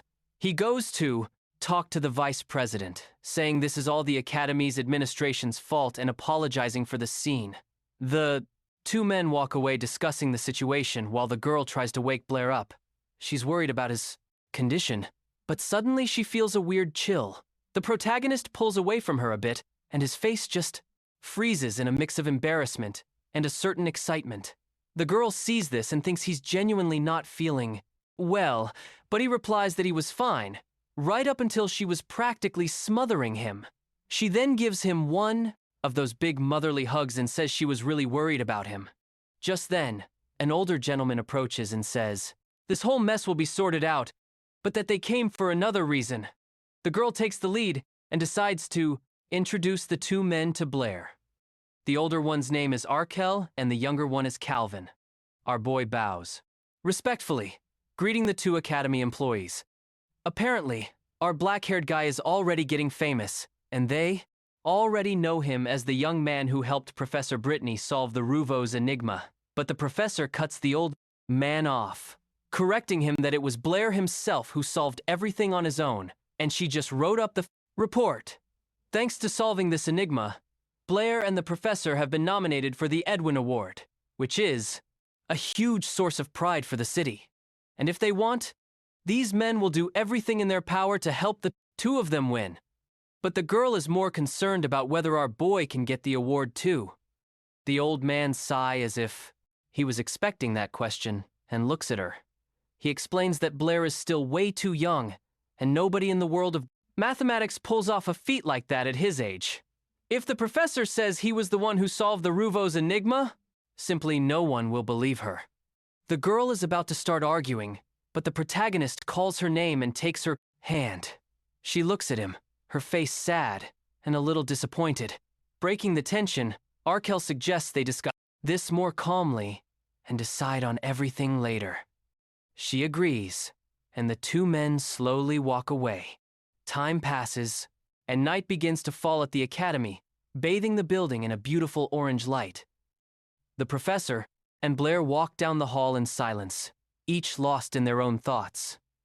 Suddenly, she tells our boy that even though the standard solution to the enigma was no big deal, the method he used was a giant leap forward in the history of mathematics. The award has to be his. It makes no sense for anyone else to get the credit for it. This leaves Blair a bit stunned, and he quickly scrambles for something to say. After a moment, he says the award shouldn't be his. He then adds that as far as he's concerned, Professor Brittany stopped being a stranger to him a long time ago. The compliment makes the teacher turn bright red. She's surprised, but in a good way. Embarrassed by her own reaction, she tells the student to just head home, leaving him wondering what he could have said wrong. A little while later, a crowd had already gathered around the bulletin board. Everyone was talking about the paper Professor Brittany published, and of course about the student's name who helped out. People were blown away, saying that scientists had spent centuries trying to solve the Ruvus enigma and failed. While everyone was talking about him, our protagonist decided to blend into the crowd to go unnoticed, and it worked. Nobody spotted him. But then, not too far away, he suddenly hears a bunch of shouting and cursing coming from a room. He recognizes the old man he'd met before and sees someone else in the back of the room. It was Bod and his father. The dad was seriously chewing his son out over the fight. The guy's parenting style was pretty intense, and to teach him a lesson, he just starts slapping his own son. Our protagonist watches this, furious, but with no intention of getting involved. After slapping the kid around right there in front of everyone, the blondie's father starts begging Artil for forgiveness, pleading with him not to expel his son from the academy. But what Bod did was too serious.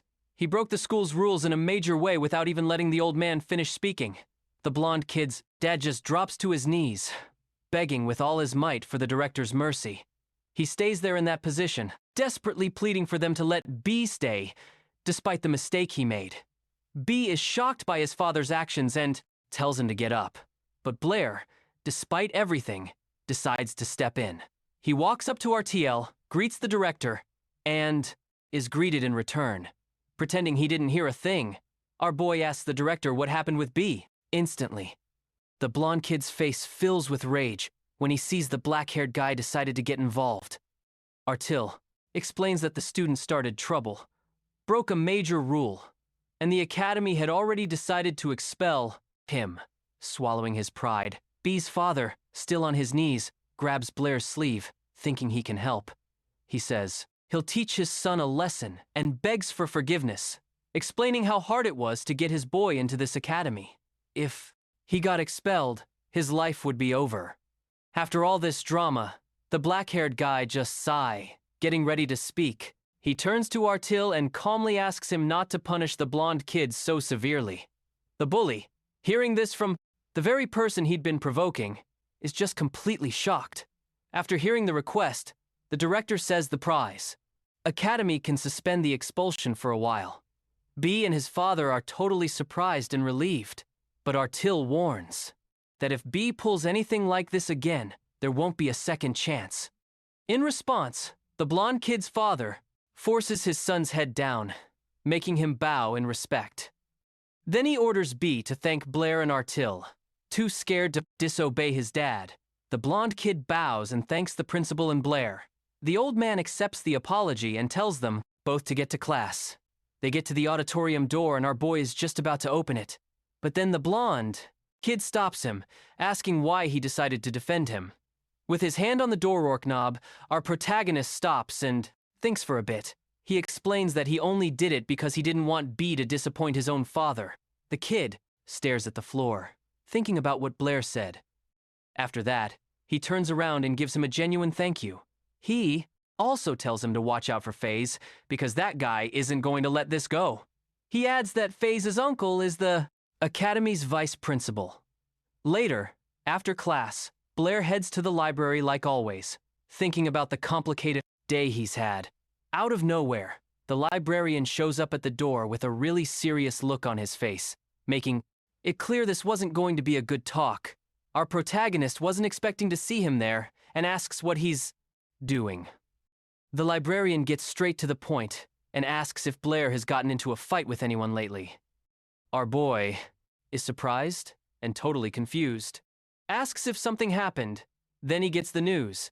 He can't work in the library or live in his room anymore. And to make matters worse, it's a direct order from the vice principal. After this bombshell, our protagonist decides to find Professor Brittany, the one who's wanted to take him and Isabella to a math seminar from the start. Blair explains he can't go since he got kicked out of his room and now has to find a place to stay. In response, the professor invites him to live at her place, saying she has a spare room. Our boy gets all flustered by the offer, already imagining what it would be like to live with her. Worried, he asks if it would be a bother for her to have him living there. She calmly replies that it's no problem at all, because that way, they can study math anytime. Her answer kind of makes sense to him, but he still beat red anyway. They seal the deal and she tells Blair to meet her after the ball. Suddenly, Isabella barges into the room without warning and immediately asks what our boy's doing there. The professor explains that Blair is also going to the seminar with them and that, from now on, he'll be living with her. This last piece of news makes the blonde furious, and she immediately starts complaining. Not understanding her student's reaction, the professor says that Blair isn't a bad person and there's nothing to worry about. Meanwhile, our protagonist just stands there wondering why he's getting yelled at again. To cut the tension, the professor practically kicks the girl out of the room, telling her and Blair to go get ready for the seminar.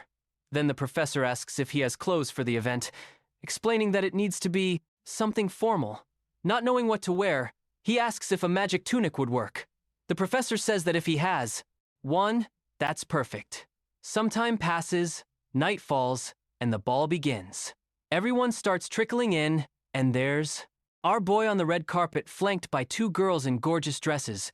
When they get to the place, Isabella announces that they've arrived. It's the Howard family mansion, the same place the Magic Society holds its events.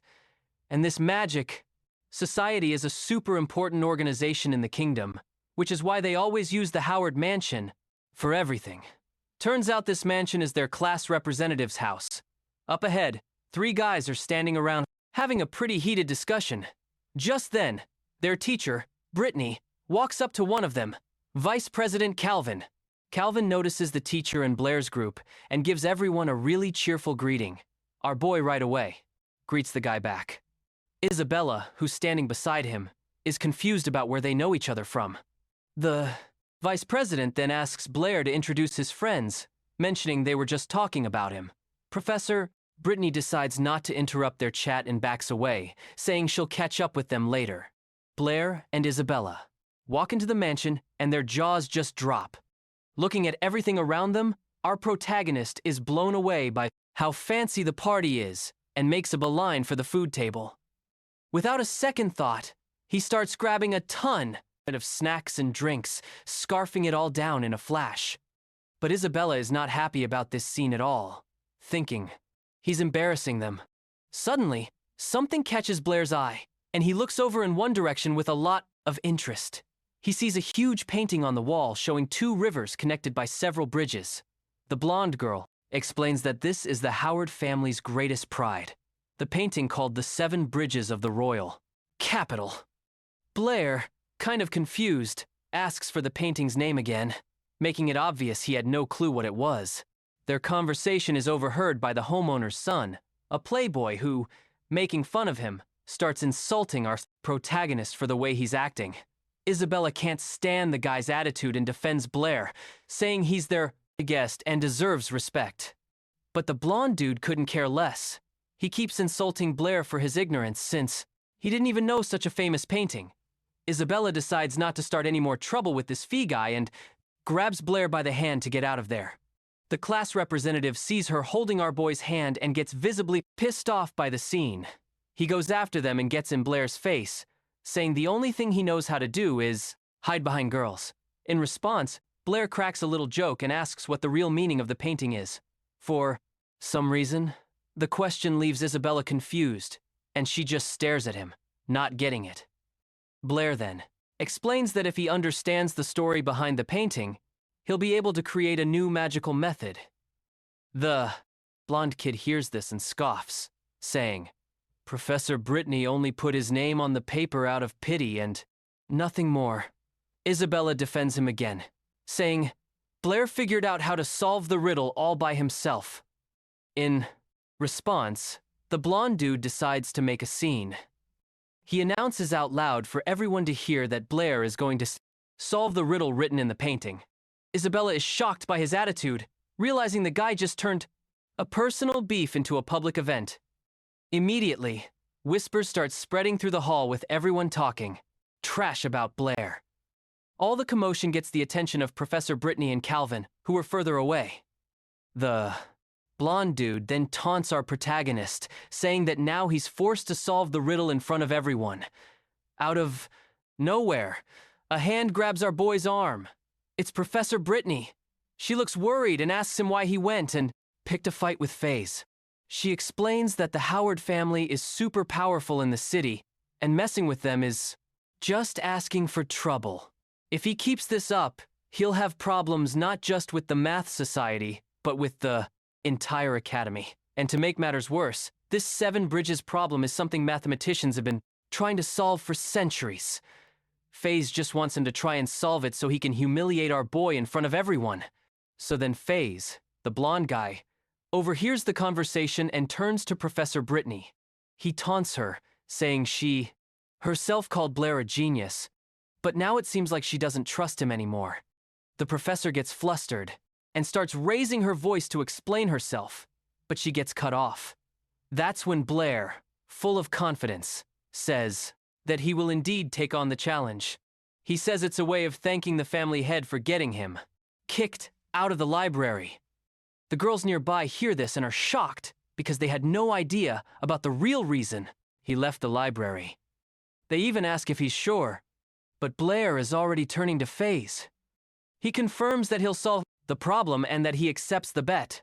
So, FaZe starts explaining the story of the so-called 7 Bridges Challenge. It was a guy from the first generation of the Howard family who came up with it.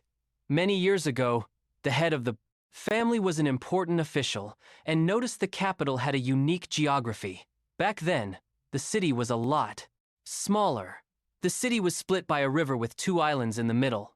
To connect everything, they built 7 bridges. These bridges helped the people of the city connect and do business. One day, this old family head was looking at the bridges and got a wild idea. Was it possible to cross all 7 bridges, passing over each one only once, and return to the exact same spot where you started? When he posed this question, mathematicians from all over the kingdom went nuts trying to find the answer. A ton of famous scientists traveled to the capital just to try and solve the problem. Time passed. People came up with a bunch of theories, but no one could figure out how to get back to the starting point without having to cross a bridge twice. Until one day, the old man who created the challenge himself announced that he had found the solution. He told everyone to meet him the next day to prove he was right. So, mathematicians from all over gathered at the bridges, but they waited all day and the guy never showed up. A few days later, they found his body. The story goes that he got so excited about his discovery that he ended up tripping and drowning in the river. His death was a huge blow to everyone in the math world. The problem was never solved, and not even his own family knows the answer. Even with the solution lost, the family hung an engraving of the bridges in their hall to honor the man. FaZe finishes by saying that this whole story is a source of pride for them.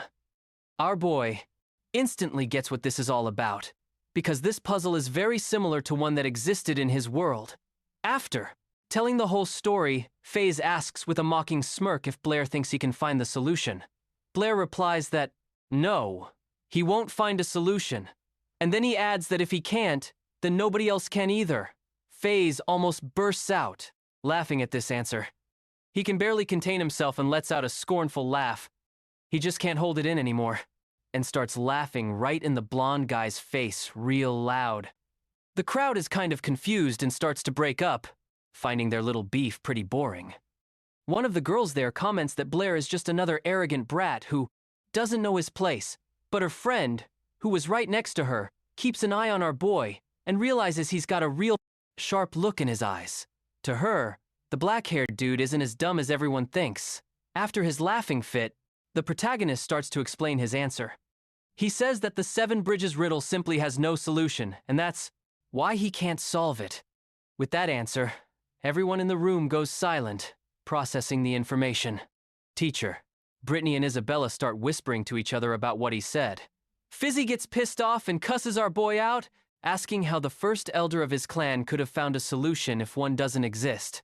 In response, he gets another question thrown back at him.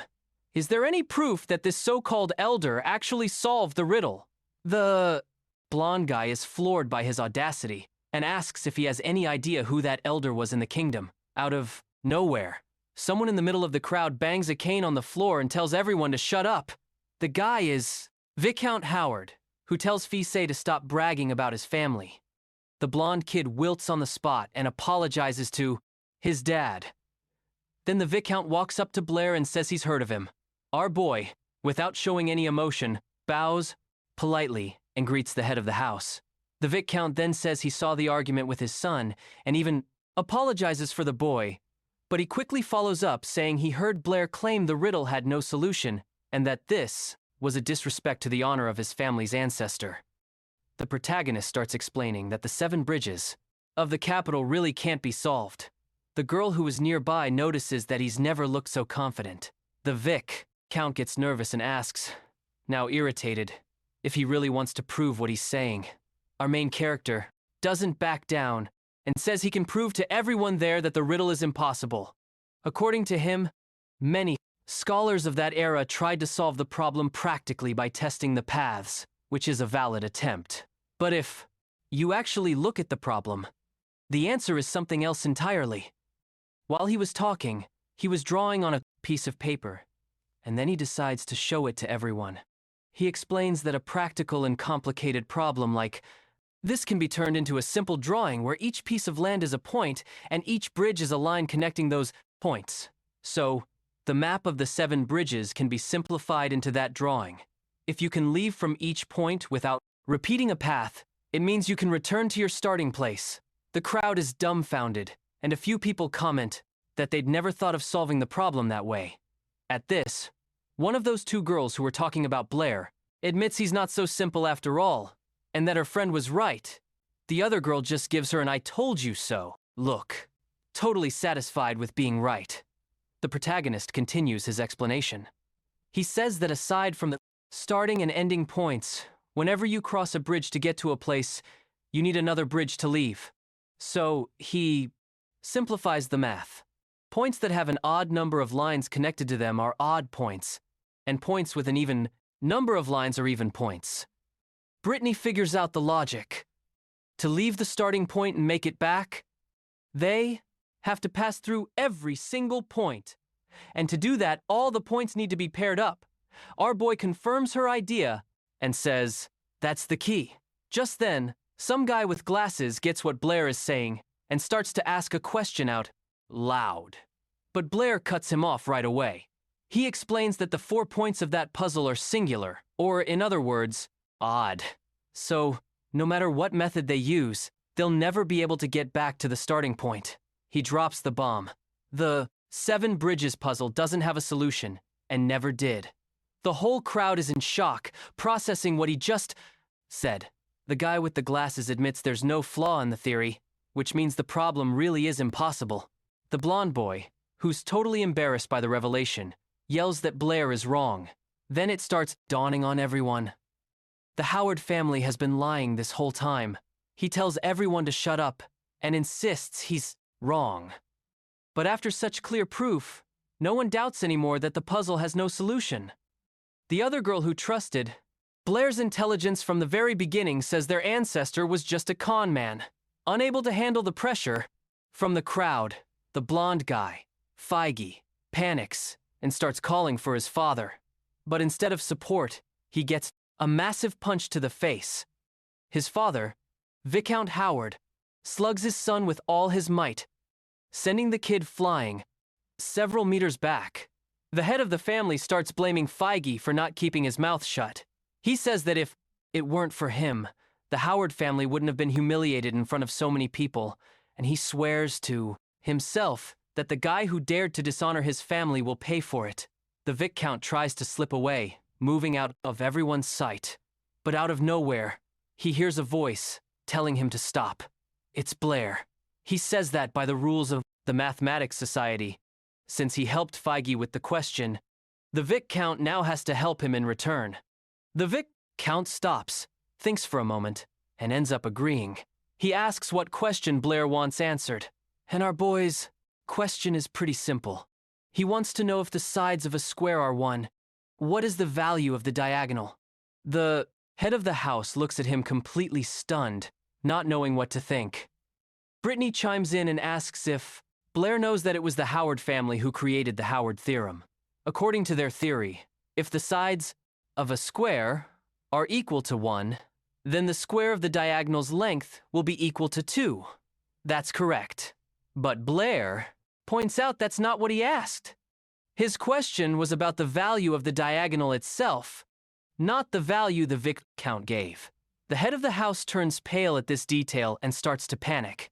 The crowd listening in also starts to wonder what the value of the damn diagonal is. They're all waiting for the Viscount to explain. After thinking for a long time, the man breaks into a cold sweat and gets nervous because he simply doesn't know the answer. Our protagonist then realizes that just as he suspected, the Viscount knew about the existence of this number the whole time. In Blair's old world, scientists were respected, but nobody really cared about them. In this world, though, science isn't as advanced, but scientists are treated like celebrities. The guys who make big discoveries get famous worldwide and earn the respect of even royalty and nobles. So the scientists teamed up, gained economic and political power, and became a massive force. The Howard family is kind of like the head honchos of the math community. So what, they say, goes. And in this mathematical society, there are all sorts of people, scientists, politicians, and even folks from the church. They believe that everything in the world can be explained with numbers. Basically, their whole idea is pretty similar to the Pythagorean school, the one founded by a super famous scientist from ancient Greece. The Pythagorean school had a ton of followers, but they had one flaw that made it all come crashing down. The problem was, they thought everything could be represented by whole numbers or fractions. They believed that with those numbers you could explain anything in the universe. But then one of Pythagoras' students, a guy named Hipparchus, discovered a massive hole in that way of thinking. He proved it was impossible to calculate the diagonal of a square using only fractions. This discovery shattered the very foundation of everything they believed in. The group got so desperate that instead of solving the problem, they decided to just get rid of the guy who found it. They took poor Hypocus, tied a rock to him, and threw the guy into the sea. But it was no use because the truth always comes out. More and more people started talking about Hippos's problem. And in the end, the Pythagorean school was finished. These numbers that couldn't be written as fractions were called irrational numbers. And from there, the knowledge of numbers just exploded, creating a whole new field in mathematics. From the Viscount's face, Blair realizes he's known about irrational numbers for a long time, and our boy gets curious about how the world dealt with the whole thing. The question put the Viscount in a tight spot, and he started to break out in a cold sweat. The audience got super curious, and people started trying to calculate that diagonal right then, and there! Brittany gets intrigued too, and asks what the problem is with this number since it can't be expressed. Our protagonist explains that it's a completely new type of number, and that there are plenty of others like it. He says someone had already found a number like this before, but the discovery was hushed up because of Feige. At that moment, the Viscount realizes the mess he's gotten himself into, and it was all his own son's fault. He heads toward the boy and shoots him a death glare. But the blondie wasn't in the mood to get beaten up again, so he starts desperately looking for a way out. Fig then decides it's all Blair's fault for dishonoring the Howard family. With hatred in his eyes, he charges at our boy to give him a beating. The blonde lunges forward, blind with rage, his fists ready for a fight. Blair, seeing the trouble coming, braces himself to defend. But out of nowhere, just as Feige's punch is in midair, a hand shoots out and grabs his wrist tight, stopping the attack. The one who stopped, the blondie, was that girl who'd been keeping an eye on Blair. Feige looks at the red-haired girl, completely confused, and screams at her to let him go. The girl, unfazed by the blonde's freakout, politely apologizes and says she has to stop him. Feige tries to break free, but it's no use because, for some reason, this girl is crazy strong. Out of nowhere, he hears his father's voice calling him, and the boy just freezes in fear. The Viscount is not happy at all with his son's behavior, which has stained the family name. Expecting a serious scolding, the blonde guy tries to explain himself, but his mind goes completely blank. Then, the head of the house raises his voice, getting ready to say something to everyone there. He apologizes to the crowd for the trouble his son caused, saying it's all his fault. And as for the number Blair mentioned, he tells everyone not to worry, because their math community will figure out a way to find an explanation. He politely thanks Blair and says he has to leave. But all that politeness was just an act, and he gives a mocking look, wishing our boy a good night on his property. Blair, savoring his small victory, also wishes the Viscount all the best. As he went to handle his business, the Viscount thought he never imagined he'd go through such an embarrassment. Our protagonist then genuinely thanks the woman who defended him from the blonde guy. She's surprised that he's forgotten her, his own lover, and asks how he could be so forgetful. Suddenly, Isabella smacks the back of Blair's head with all her might, catching him completely by surprise. Annoyed, she asks why he was hitting on other women. This little playful spat makes the redhead girl burst out laughing. She apologizes for interrupting the couple's flirting. The two, surprised, look at the woman, who says it was just a joke, but that she's a little jealous of their relationship. Isabella gets super flustered by the comment and says the woman got it all wrong. The blonde then asks what Alice, the redhead girl, is doing there. Alice explains that she always goes to these events, but she didn't expect to see the mayor's daughter there. Then Brittany chimes in and explains that Alice's family is well known in the city's math community, and that she's been attending these seminars representing her family for years. She introduces herself to our boy, stating her name and holding out her hand. The girl says she's a third year at the academy and a classmate of Isabella's. Blair shakes her hand back and says the pleasure is all his. Alice then gets right up close to his face and stares at him with a curious look. With her being so close, our boy can't help himself and ends up checking out her chest, turning bright red with embarrassment. As Alice stares at the protagonist, Isabella gets dejected. Realizing she can't hold a candle to the other girl's beauty, the mayor's daughter's classmate says she liked Blair's presentation and suggests he starts studying math more seriously. But out of nowhere, Blair shuts her down, saying he'll have to decline. He suggests she go see Professor Brittany since he learned a lot from her. Alice realized right away that he wasn't going to fall for cheap tricks and was impressed by his boldness. Alice says her goodbyes to the group and tells Blair she wants to have a word with him alone later. This makes Isabella a little bit jealous. She was curious about his reaction when she asked him to go with Alice. But Blair just looked at her completely confused, asking why he should go with the other girl. In Isabella's mind, all guys are the same. They see a pretty girl and immediately start chasing her. Not wanting to drag out the conversation, Blair blurts out that Alice can't even compare to Isabella's beauty. This gets her all flustered and she asks if he's being serious. Our boy, with a total deadpan expression, replies that, yeah, he genuinely thinks she's more beautiful. The protagonist is relieved to have dodged that bullet while Isabella gets all shy thinking about the compliment. Out of nowhere, a guy in a white suit approaches them. It was President Calvin, and the group asks what he's doing there. The president says they're the stars of the night, and that he just had to come and say hello, not realizing the scale of what he'd done. Blair humbly says he just helped solve the problem and mentioned that number. But Calvin explains that the problem and that number were no small thing. The Howard family took great pride in that 7 bridges enigma.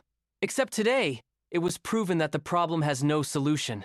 Because of that, the family's reputation went down the drain, and the number Blair mentioned could turn the entire world of mathematics upside down.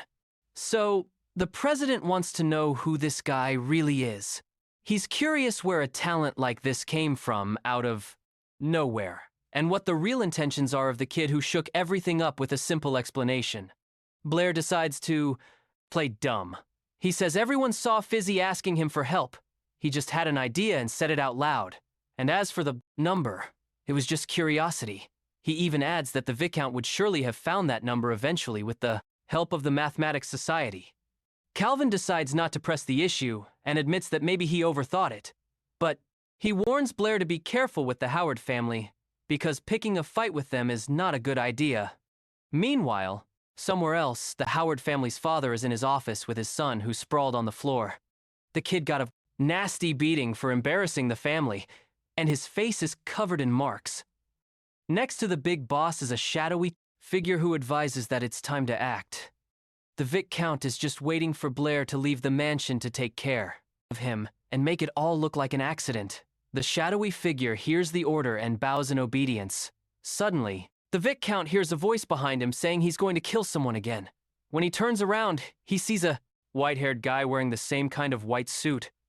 The father turns his head with a nasty look on his face. He didn't like the tone of the man named Abel one bit, and the figure in black is shocked, because she had killed that very man, with her own hands.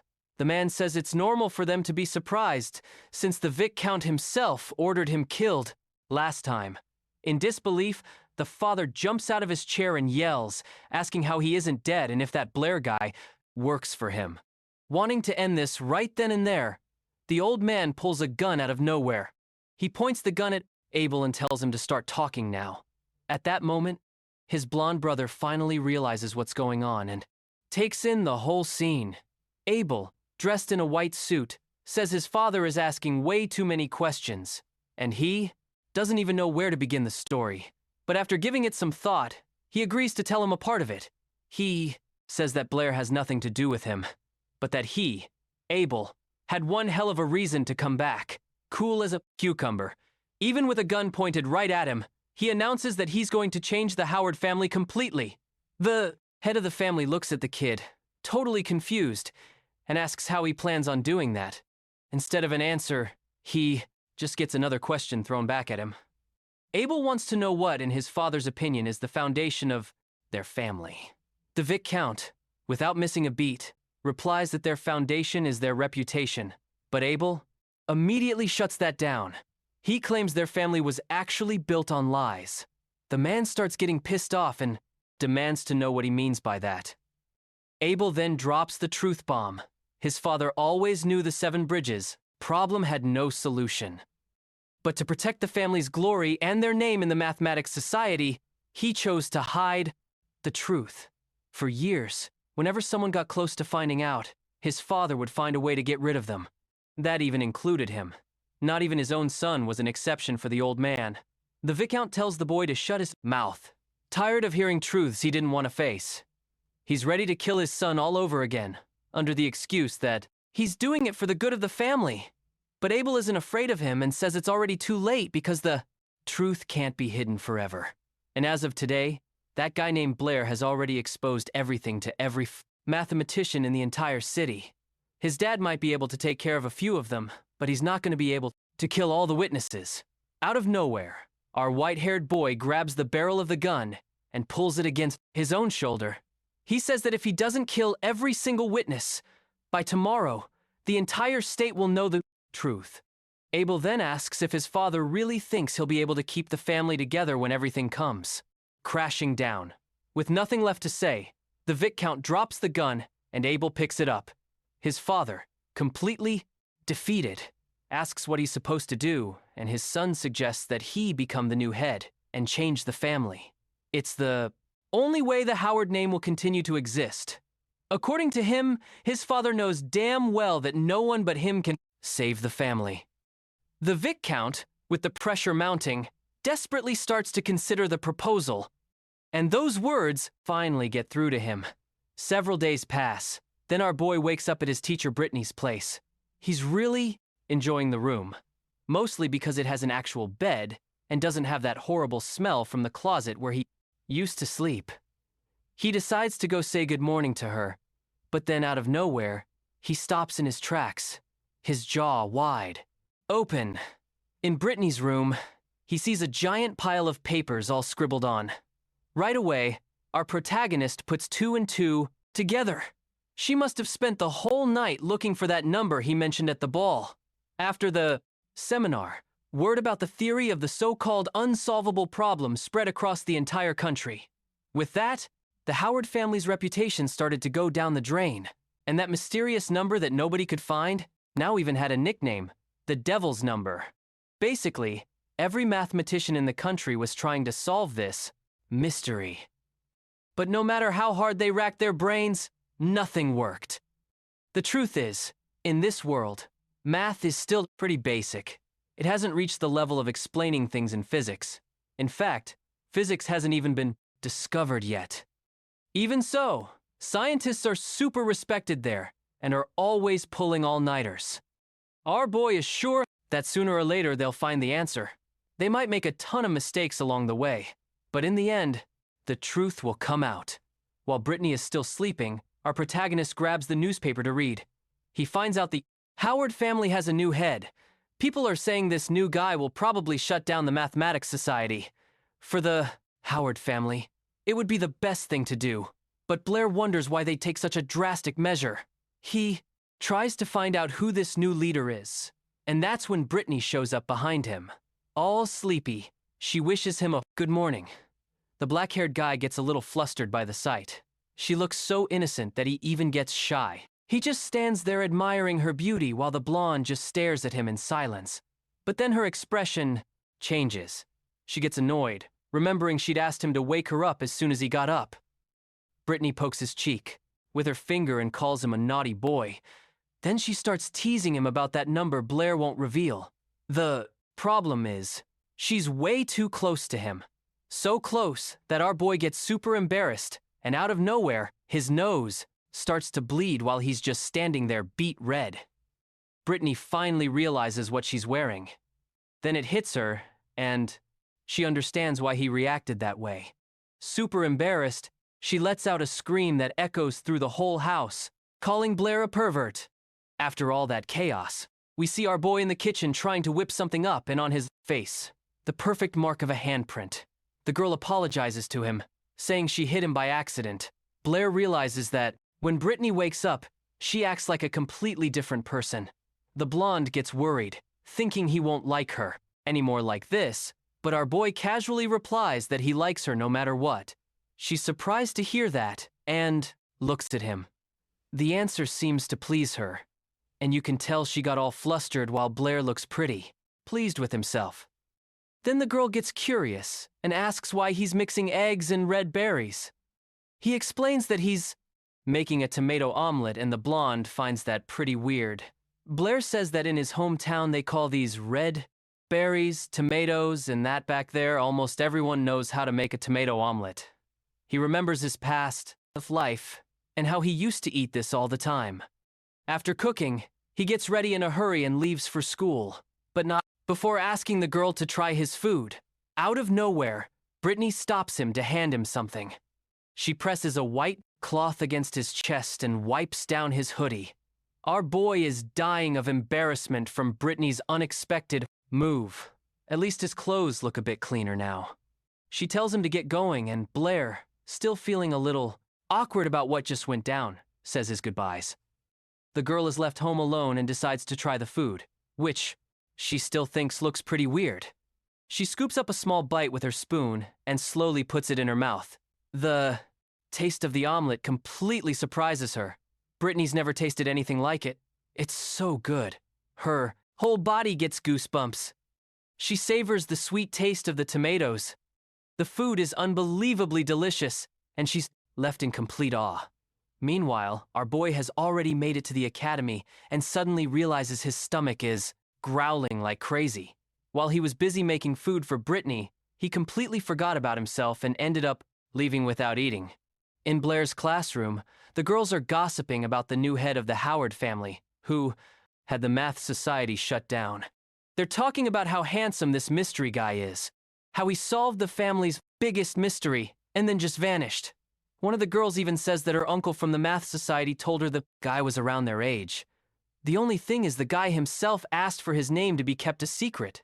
The girl can't understand how that's possible. A guy their age shocking the entire world with that number. Blair is half listening to the conversation when he spots Isabella standing right beside him asking about the devil's number. But our boy just keeps denying it, saying he doesn't know a thing. The blonde isn't buying it and tells him so to his face. Out of nowhere, another third-year student walks into the room and tells Isabella to leave Blair alone. It's Alice. She greets Blair cheerfully. He returns the greeting while Isabella just glares at her. The guys in Blair's class watch the scene in shock, totally jealous of him. One of the dudes is just standing there racking his brain trying to figure out why Blair is so popular with the girls. Just then, Alice gets closer to our protagonist and asks if they were talking about the devil's number. But instead of an answer, the only thing she hears is a super loud growl coming from our boy's stomach. The two of them stare at him, confused, and Blair is absolutely mortified by the situation. He apologizes to them, but Alice finds the whole thing so bizarre that she just bursts out laughing. Isabella immediately calls the guy a pig, complaining that it's not even lunchtime yet. Suddenly, a small bread roll wrapped in a napkin is placed right in front of his face. It was offered by Alice, who said she accidentally grabbed an extra one and was asking for help to eat it. Blair stares at the roll, practically drooling. He genuinely thanks the girl and tells her she's a really good person, but Isabella pinches his cheek and yells at him not to accept food from strangers. He tries to explain that he wanted to refuse, but the roll just smelled way too good. The blonde looks at him super annoyed and asks why he didn't ask her for some bread. Blair then reminds her that she was the one who just called him a pig, which is why he didn't ask for anything. Alice explains it's only natural for her to want to help because Blair is a genius. Isabella turns green with envy at the comment and a bit embarrassed. She also offers her food to our MC, telling him to forget about Alice's role. Alice, in turn, taunts the blonde, saying she can't decide for him since they're not dating or anything. Isabella's patience runs out, and she gives the other girl a death glare. The blonde then gives Blair a choice, either her sandwich or Alice's roll. He could only pick one.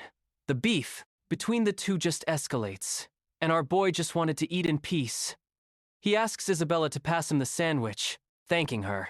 The blonde even does a little victory dance, thinking he chose her dish. But then, out of nowhere, he grabs the roll with one hand and the sandwich with the other, and shoves them both into his mouth at the same time. To everyone's surprise, he stuffs his cheeks full, trying to swallow.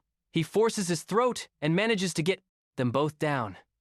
With tears in his eyes, he says it was delicious and thanks both of them. The whole crowd just stares at him with their jaws on the floor in complete disbelief. Isabella still brags, saying her sandwich was so good that Blair just devoured it in a flash. Then Alice notices that a small crumb from her roll is stuck on his face and decides to get it with her finger.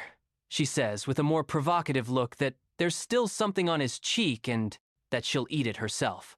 The girl licks the crumb right off her own finger and calls Blair a slob. Continuing her taunt, Alice eats the piece and Isabella reacts horribly to it. Suddenly, the bell rings throughout the entire building, signaling that class is about to start. Alice says goodbye to Blair, telling him to study hard. The blonde, with a furious look, then tells him to wait for her in the classroom after class is over. The third-year girls leave the room, slamming the door behind them. Blair can finally breathe a sigh of relief. For him, this whole change was already getting pretty stressful. Out of nowhere, someone pinches his cheek again and calls his name. It was Toby, who immediately asks where he had even found Alice. Blair answers that he met her a few days ago at night, and Toby has a really weird reaction. Our boy explains that Professor Brittany had taken him to a math seminar and that's where they met. Then Toby realizes it was at that same seminar that everyone started talking about the so-called devil's number. But his curiosity has to wait, because the teacher arrives in the classroom and Blair gets called up to the board. Brittany asks the class to split into groups to try and solve the problem. While no one's looking, the teacher gives Blair a little poke and calls his name. She discreetly hands him a small bread roll, and our protagonist's reaction is kind of strange. The teacher whispers that she noticed he didn't have breakfast and brought something for him to eat. But Blair, who was already full, looks at the bread in pure desperation. He goes back to his desk where everyone's already split into groups. Toby sees the bread in Blair's hand and asks where he got it. Blair, not wanting to get into the details, says he'll tell him later and that right now they need to solve the problem. The pink-haired girl cuts in out of nowhere and asks Blair about the guy who was at the math seminar. Trying to play dumb, our boy says he thinks he saw the guy there. The girl doesn't quite get his answer, but she gives Blair a look as if she knows he's hiding something. He makes up an excuse, saying that when the mysterious man showed up, he had stepped out for a second to take care of something, and by the time he got back, the guy had already talked about the devil's number. Toby jumps into the conversation, and both of them can't believe how Blair missed it. Our boy explains himself, saying he'd eaten too much and was having stomach problems. His friend, a little suspicious, says that Blair really dropped the ball by not taking the chance. But the pink-haired girl defends our protagonist, saying that just going to an event like that is lucky enough. She remembers that he's really good at math and asks him to make some time to study with her. Toby teases the girl, saying her request to study had other intentions. The other girl sitting with them in the group starts to get really annoyed with the private conversation. Some time passes, and finally, the bell rings, signaling that class is over. The protagonist is exhausted because he spent the whole time trying to avoid Isabella without being seen. He just wants some peace and quiet to finally practice magic since he needs to keep his skills sharp. Out of nowhere, not too far away, he hears a voice asking since when he's been interested in magic. He looks over and just sees a dark silhouette in front of him, unable to make out who it is. Suddenly, a cold blade is pressed against his throat, and our boy is terrified. Blair stares at the person threatening him, filled with fear, but he can't see their face at all. The dark figure is in fact a blue-haired girl. It's the protagonist's classmate who tells him not to move, warning him that the dagger is very sharp. He immediately recognizes her as his friend Molly, and is confused as to why she's doing this. She says it was him who solved the riddle at the seminar and talked about the devil's number. According to her, the Blair she knew never had this kind of talent, and she demands he tell her why he's impersonating her friend. Our boy without showing any fear, replies that he is Blair, and decides to keep the whole body swapping story to himself. For now, Molly moves the dagger away from his neck and starts pinching and yanking at his cheeks. Convinced he's wearing a mask, she pulls hard, annoyed, trying to rip off whatever disguise he's got on. But then, out of nowhere, it hits her that it's not a mask. It's his actual skin, and there's no point in forcing it. Getting fed up with her whole intimidation routine, Blair kicks her in the leg, knocking her off balance. Unable to stay on her feet, she goes tumbling backward. But our protagonist is quick on his feet and manages to grab her by the arms, breaking her fall before she can get hurt.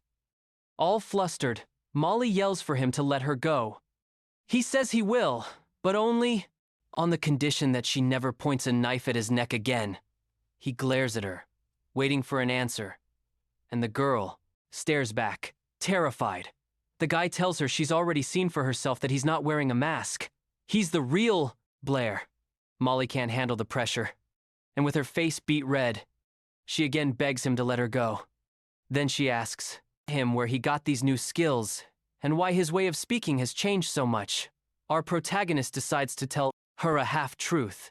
He says he is Blair, but at the same time, he isn't because one day he just woke up like this. He explains that he comes from a world with no magic, but where science is incredibly advanced. The people there don't even know how to use magic. To them, it's just the stuff of fiction. In that world, science is so advanced, it even surpasses magic. People can do things that not even the mages here could pull off. With all that technology, they've already explored the universe and even traveled to other planets. He tells her that in this the world, he was just a math teacher. That's why he has knowledge that nobody here could even imagine exists. Molly is just floored, asking if it's true that you can cross the skies and if other planets really exist. The guy confirms that yes, they do. He continues saying that there are countless other planets out in space, and at the end of the day, he woke up in this world as a math genius and a great mage. But unfortunately, he lost part of his memories.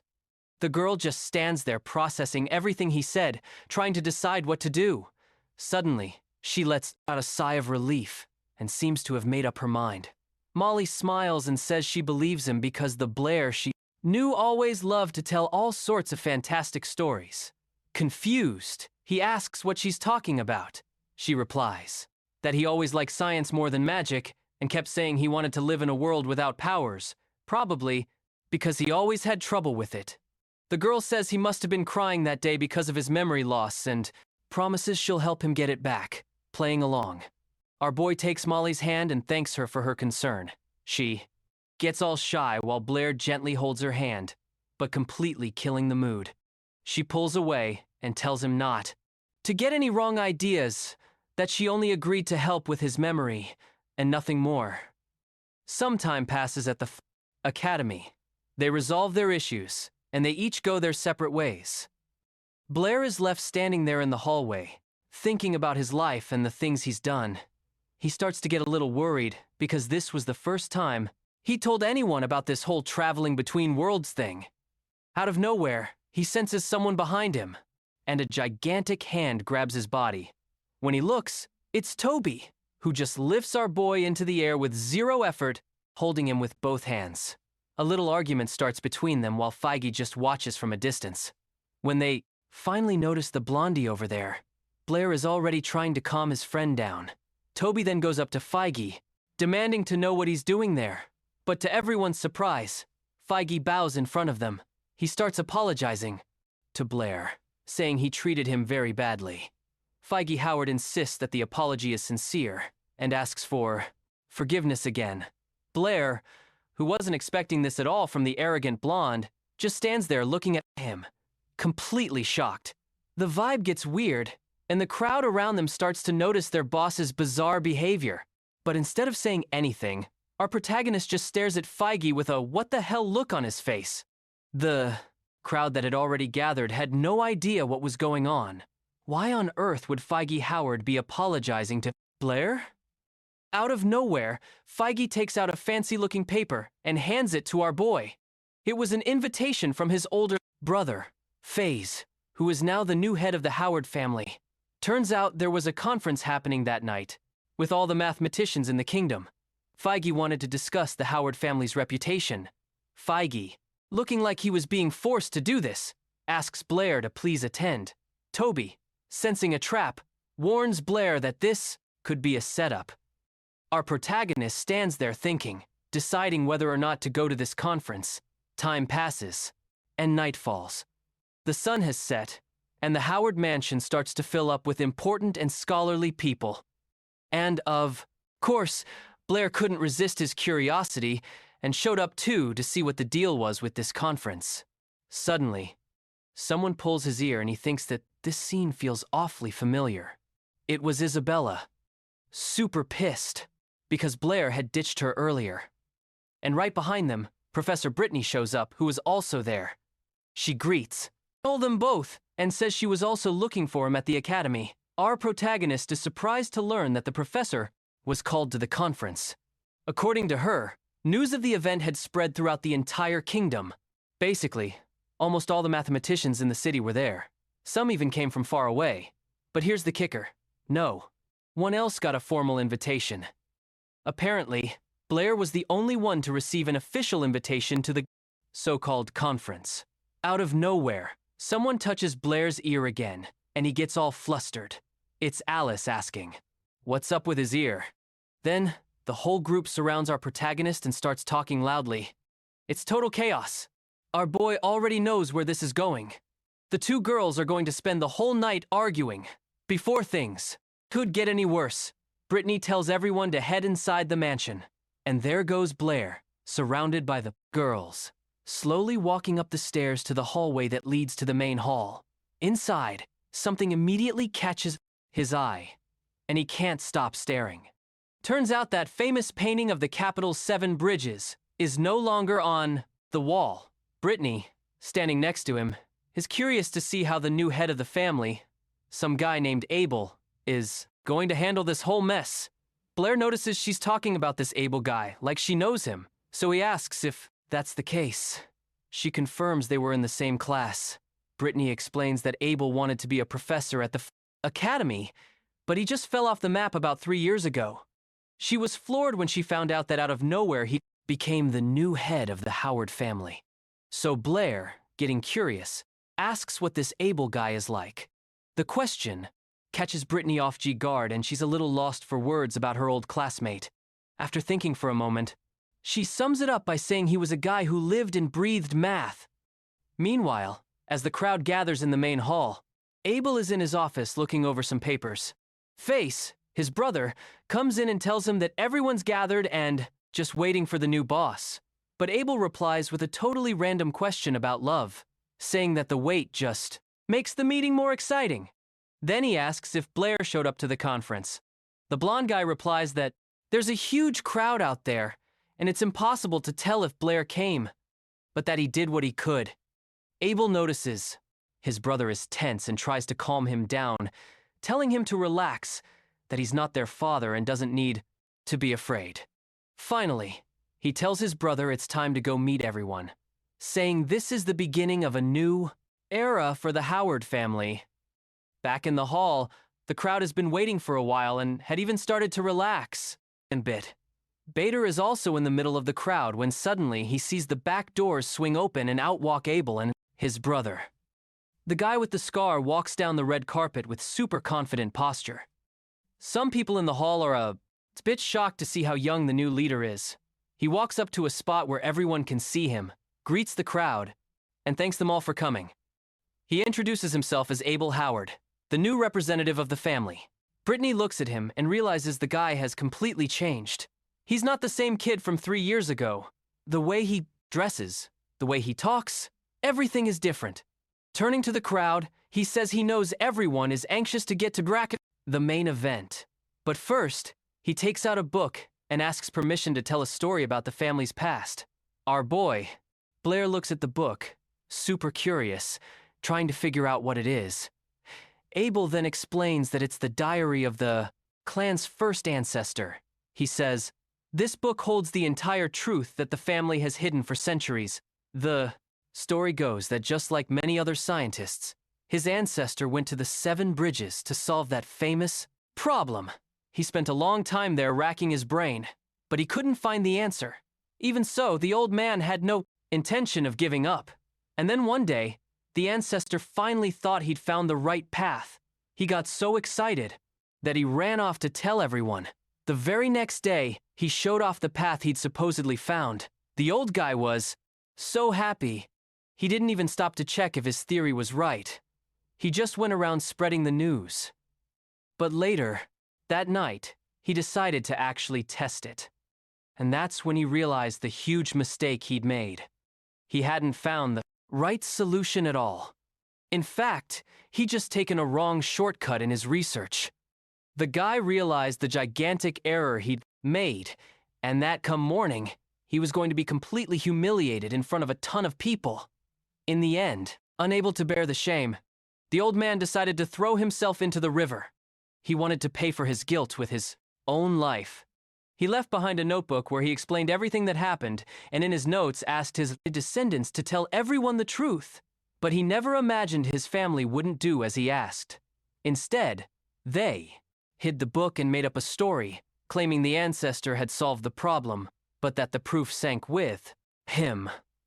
All that just to protect the family's honor, and that lie held up until now. But you can't hide the truth forever, and now the family has to face the consequences.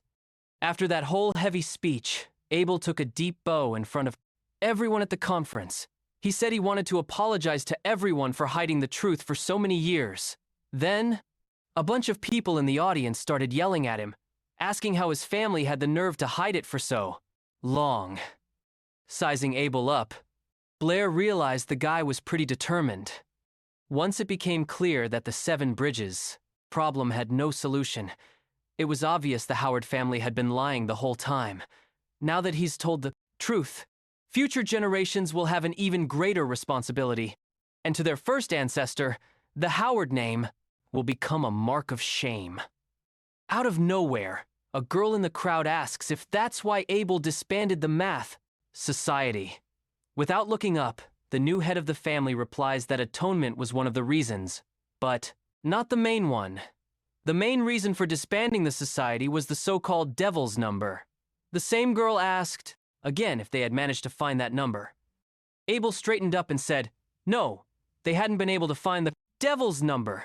But it wasn't because they lacked the ability. He claimed that this number simply didn't exist, which left Blair pretty surprised. An older man in the audience asked why he thought the number didn't exist. Abel explained that the number didn't exist within the framework of their current knowledge. That's why he disbanded the Math Society. A guy with glasses asked if they would never be able to discover the devil's number, but the answer was no. The white-haired man states that the devil's number can indeed be solved and that one day they'll be able to do it. But for now, this is a completely new field of research. And the person who can guide everyone into this new field is none other than Mr. Blair from Shinden Academy, the guy who invented the devil's number. The crowd started whispering because almost no one there knew our MC.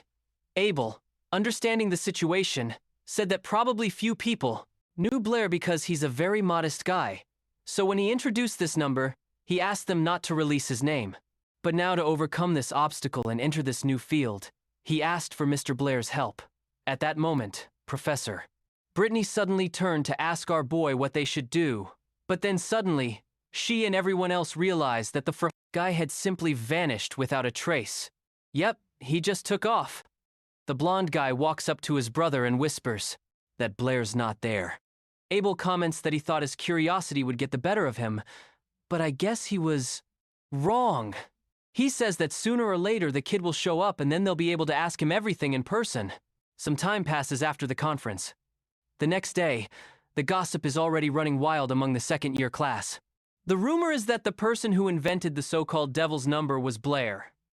Abel managed to pin all the blame on him. With that, nobody cares about the Howard family's problems anymore. In our boy's classroom, he's the only topic of conversation. Out of nowhere, Toby walks up, pokes Blair, and calls his name. But before he can even hear what his friend wants, Blair cuts him off. He says he didn't see anything at the conference that he got out of.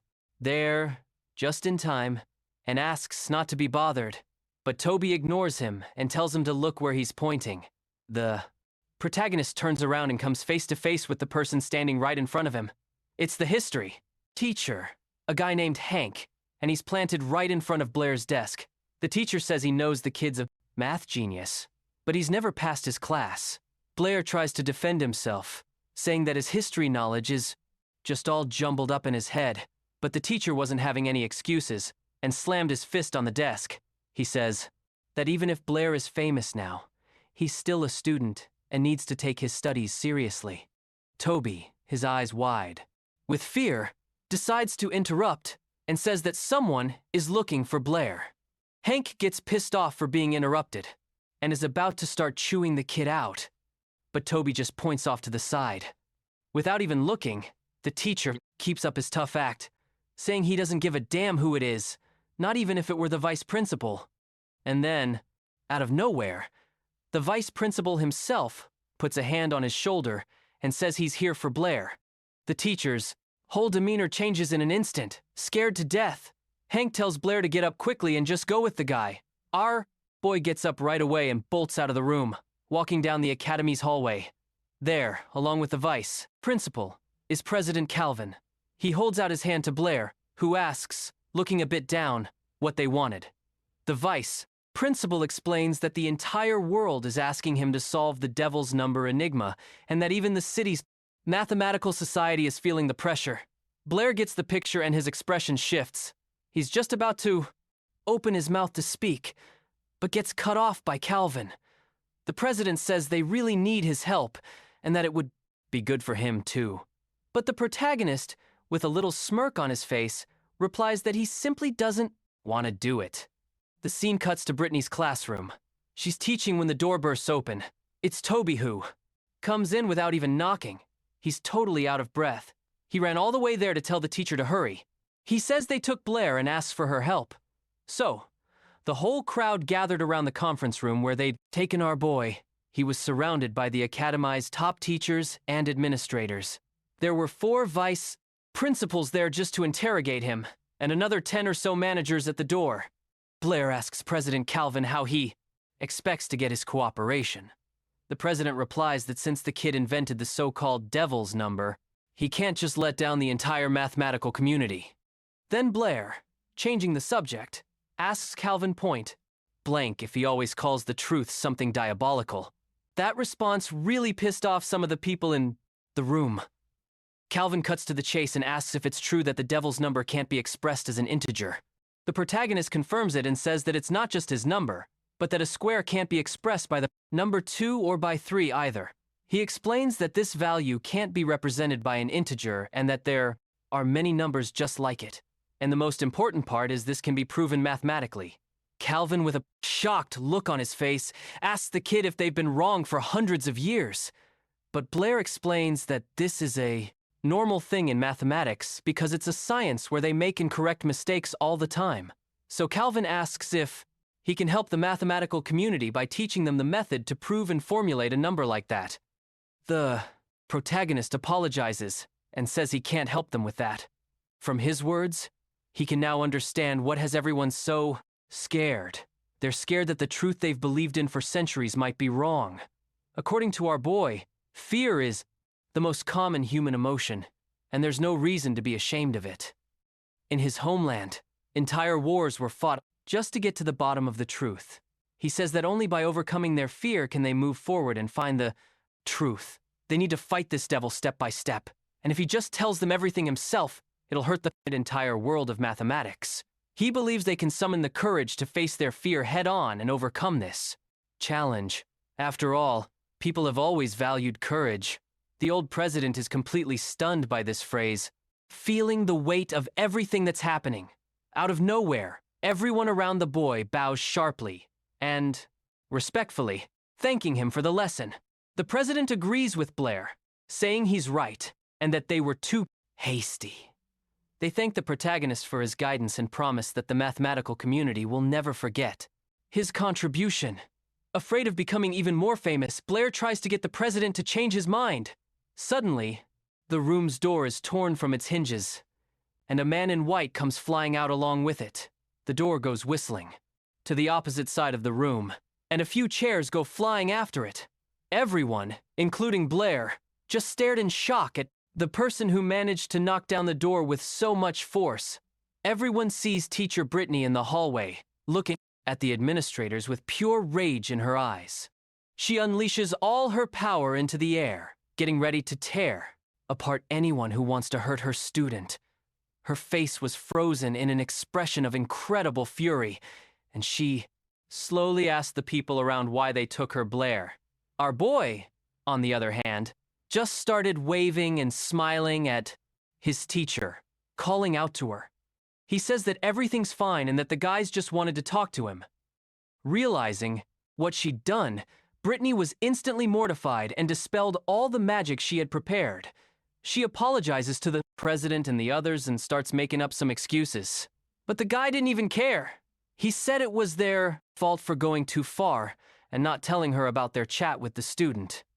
A while later, it was already noon, and the whole situation with Blair finally got sorted out. He and the teacher walked down the hall in silence, each lost in their own thoughts.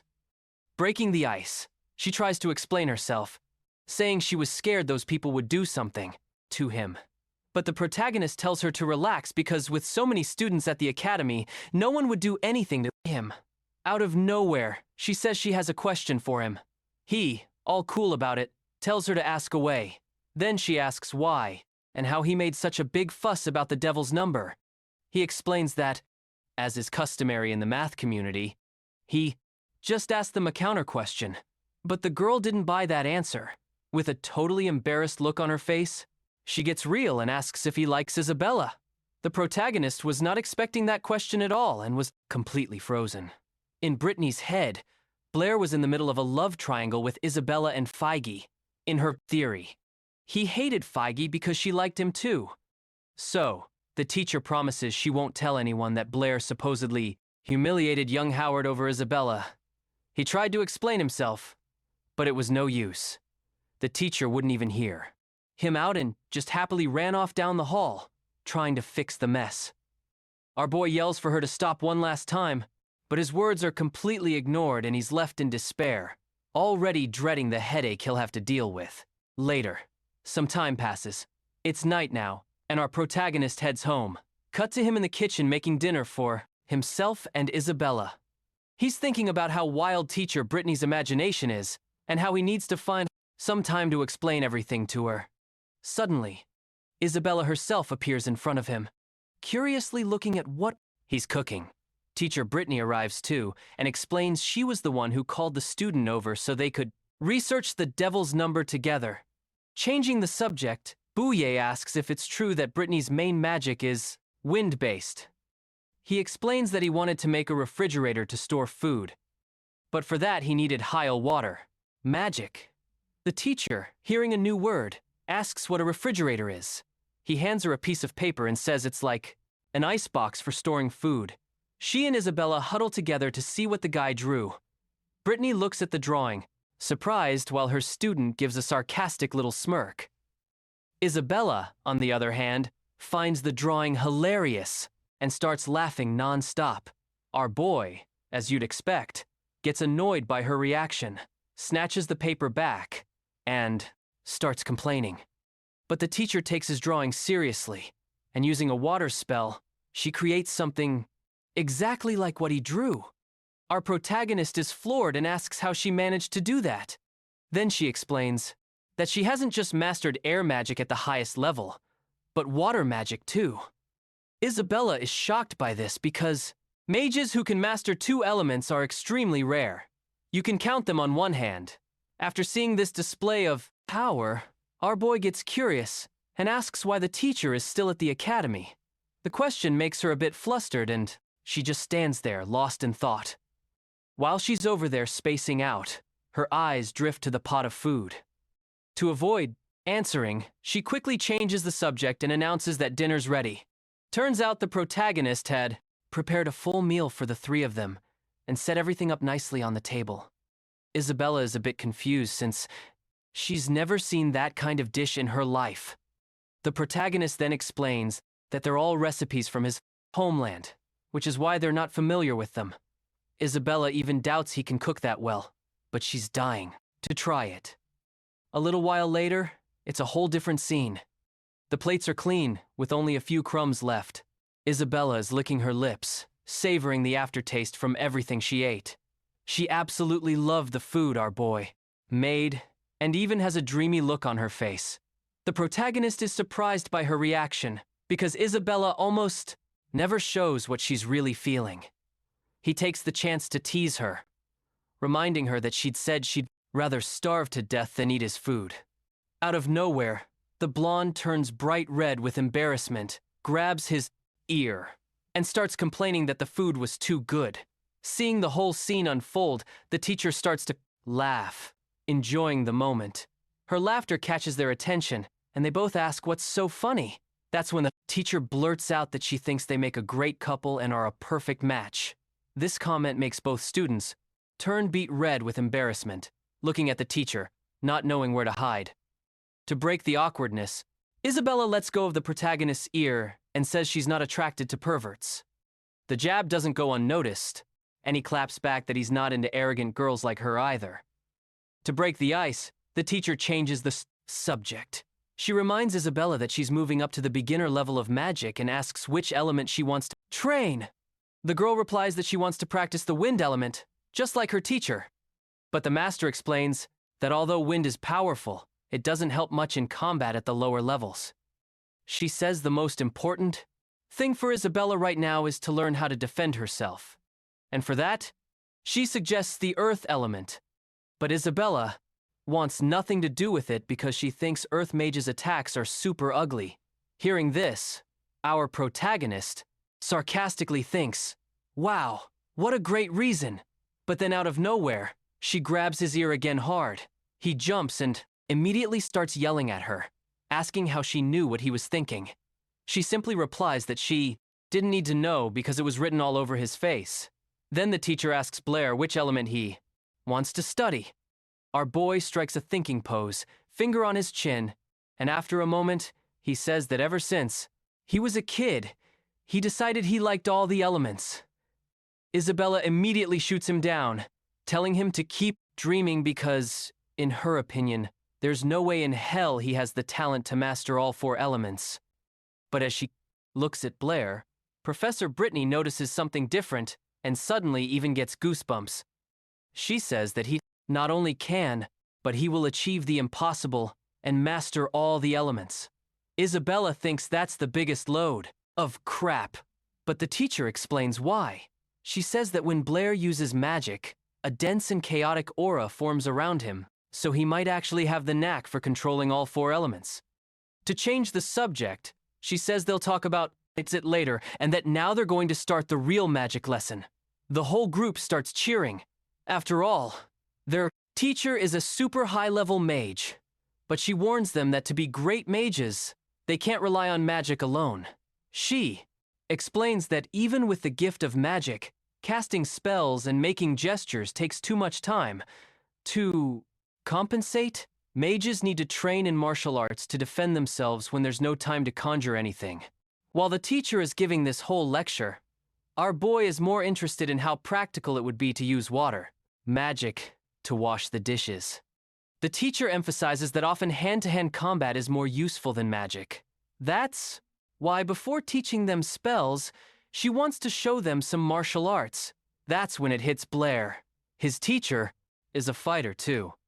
Right away, Isabella volunteers to fight the guy, saying she's already trained in martial arts at home.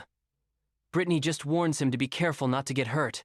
Isabella promises she won't go full force and immediately taunts Blair, saying that if she's not good at math or magic, at least she'll be better than him when it comes to a fight.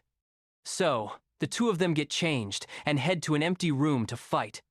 To try and scare him a little, Isabella tells him he's going to leave this room crying from the beating he's about to get.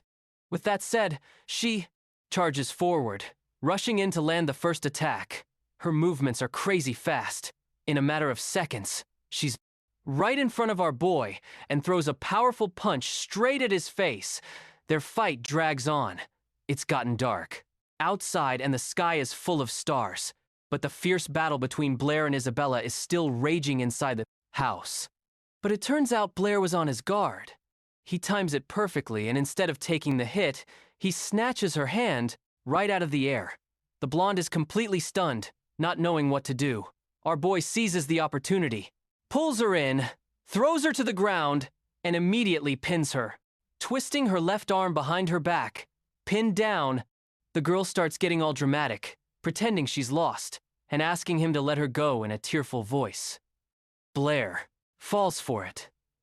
He eases up a bit and, relieved, tells her he'll let go. He barely even gets a word out before he's interrupted by a foot flying straight at his face. The blonde had used the fake tears as a trick to break free. Counterattack. But he was expecting something like that. Blair makes a quick move, causing the girl to lose her. Balance and fall again. This time, she can't recover in time and goes down hard. She panics because a fall from that height and at that speed was going to hurt big time. But then, out of nowhere, her fall stops. When she opens her eyes, there's Blair holding her tight just inches from the floor. He looks down at her and apologizes, which leaves the girl totally flustered. The teacher, Brittany, is just standing there with her jaw on the floor. How on earth did this guy manage to beat the mayor's daughter, a girl who's been training since she was a kid? Blair explains that he's never taken any formal martial arts classes, but back where he's from, he was really into it and practiced something called sand. The teacher comments that she's never heard of it and that his homeland is pretty mysterious. Meanwhile, Isabella, still in his arms, starts pinching our boy's cheek, basically saying, "Put me down already." Not wanting to admit defeat, she blames it on the floor, saying it was too slippery. After watching the whole thing, Brittany, the teacher, gets hyped up too and calls Blair over to train with her. He's a little hesitant, explaining that with sand, it's hard to control your strength, and he's afraid he might hurt her, but the teacher tells him to relax and not to worry about that. So, Blair accepts the challenge and faces the teacher with a serious look. He builds up speed and throws a kick straight at Brittany's head. She focuses completely to track the movement and dodges at the last second using all of her reflexes. Except the attack never actually lands. Why? Because mid-swing, our boy got completely distracted by the teacher's boobs. He remembered a piece of advice from his old master who said that against a true master, you won't even see what hits you. For a long time, Blair thought that was just a bunch of nonsense. But now he was learning firsthand that his master was right. With his guard wide open, Brittany knocked him out without even breaking a sweat. She catches the guy midair and gently lays him on the floor. Isabella rushes over, shouting in concern and asking if he's going to be okay. The teacher explains that he just passed out for a second and would be waking up any moment.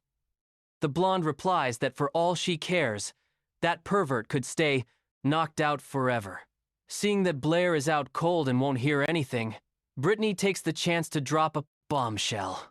She says she knows Isabella has a crush on him. The girl is shocked by what she just heard and starts yelling bright red with embarrassment. She tries to deny it, saying the teacher is crazy and that she would never like a creep like him. But Brittany insists, saying it's not just a hunch. She's positive about the girl's feelings. Isabella was about to say something back, but right at that moment, she's interrupted. Still a bit groggy, Blair yells the teacher's name, and without even looking, grabs the first thing his hand finds. Isabella gets even more mortified when she sees the guy, still unconscious, squeezing the teacher's boobs. Then his eyes start to open. He's coming to trying to figure out what's going on. The next day, our boy is already at the academy, sitting in class and rubbing his bruises. Toby looks at him with a mischievous grin and asks what went down at Brittany's house, already implying something. Blair just angrily remembers everything that happened after he passed out. After that, another scene of him accidentally grabbing the teacher, Isabella totally lost it and went after the pervert. Blair, all beaten up, tried to get away, yelling that she was going to break his arm. The teacher had to step in, telling Isabella to let the guy go and explaining he didn't do it on purpose since he was unconscious. Thinking about the student, our protagonist is pissed. The girl has zero technique, but she's got absurd strength enough to break his arm. He never imagined she was so skilled in martial arts. She definitely had a good master and must have trained like crazy. In this world, common folks don't get a chance to learn martial arts from a young age, let alone magic. So, Blair figures she must be from some noble family. Out of nowhere, Toby calls out to him, all excited, saying he's already mastered the spirit summoning technique Blair taught him. Our boy is floored by his friend's talent, who learned such a complex technique so fast. Toby, all pumped up, immediately offers to show him what he can do. He concentrates, gathers the power in his hands, and summons the fire element. The magic starts to form right there, and he yells out the name of the fireball technique, trying to cast the spell. Blair just watches, curious and surprised. He wonders why nothing happened. Where's the so-called fireball? But Toby tells him to look closer. When they both focus on his hands, they see two tiny little fireballs floating between his palms. Blair starts messing with his friend, saying that at this rate, he'll never surpass him in magic. But inwardly, he thinks it doesn't even look like a fireball. It's more like two sparks. Suddenly, something catches his attention. When he turns, he comes face to face with a hand holding a huge cake in front of him. It was Alice. She'd heard that Blair had broken his arm and brought him a snack, figuring he'd come without anything to eat again. She even comments that Toby had probably already scarfed down his own food. The protagonist replies that he feels a little weird accepting her food, but at the same time, he can't stop staring at the cake. With a smile on her face, the girl asks if it's good. As soon as Blair starts eating, he admits her food is the best ever and asks what she's doing there. She says she has a question for him. Blair promises to be honest and tells her to just spit it out. So, Alice gets straight to the point. She wants to. I don't know if he likes Isabella. The question catches our boy completely off guard. Instead of answering, he asks her back why she wants to know, but the girl ignores him and insists wanting an answer. Blair, trying to play it cool, says that right now, the only thing he's interested in is magic. She finds his answer pretty lame, but in the end, she seems satisfied. Before the guy even had time to recover from that question, Alice leans in and gives him a kiss on the cheek. Blair gets even more flustered, and as she's leaving, she tells him she'll be coming to see him more often. At this point, all his classmates, who were just watching the scene unfold, are shocked at how easily girls seem to get interested in the black-haired guy. Classes finally end, and Blair decides to head to the library, still thinking about what Alice meant by all that. But he decides to just let it go, remembering that he's already read all the magic books on that floor. After finishing the last one, he stretches out in his chair and yawns, completely exhausted. So, the plan was to head to the second floor, which is where the more advanced books are kept. He walks over to the main desk and spots a girl with purple hair totally absorbed in a pink-covered book. Guess she's a fan of romance novels, huh? Our boy walks up, says hi, and asks how to get upstairs. The girl glances at his ID badge without much interest and sees he's just a student. Then she immediately shuts him down, saying that to go to the second floor, you need to be at least a beginner-level mage. He explains that he doesn't have enough spiritual power yet, and asks if there's any other way. The girl says no and even takes a jab at him, asking how he'd be able to read the advanced books. Anyway, our protagonist gets offended by her snobby attitude and is just about to clap back. But out of nowhere, Molly shows up at the desk. She recognizes our boy and asks if he needs help. The purple-haired girl couldn't care less what was going on. She just turns her back and tells Molly to handle it. So, Molly explains that to go up, he needs a mage ID, even if it's the most basic one. She says he could try to get a new certification, but the chances are slim since his spiritual power is so weak. Even so, the guy decides to risk it. He tells her he just discovered a way to improve water element magic. Molly warns him that this is serious. If he fails, he'll be blacklisted and will never be able to use the library again. But Blair seems dead serious. Molly thinks for a moment and decides not to push it, agreeing to his request. She politely asks him to follow her and points to a nearby room. Molly enters the examiner's room and explains Blair's situation. One of the guys is stunned, saying he can't believe a student wants to improve water magic. The other examiner thinks it's a load of crap, just an excuse to fool of them because the water ball technique has been around for centuries and there's nothing left to improve on it.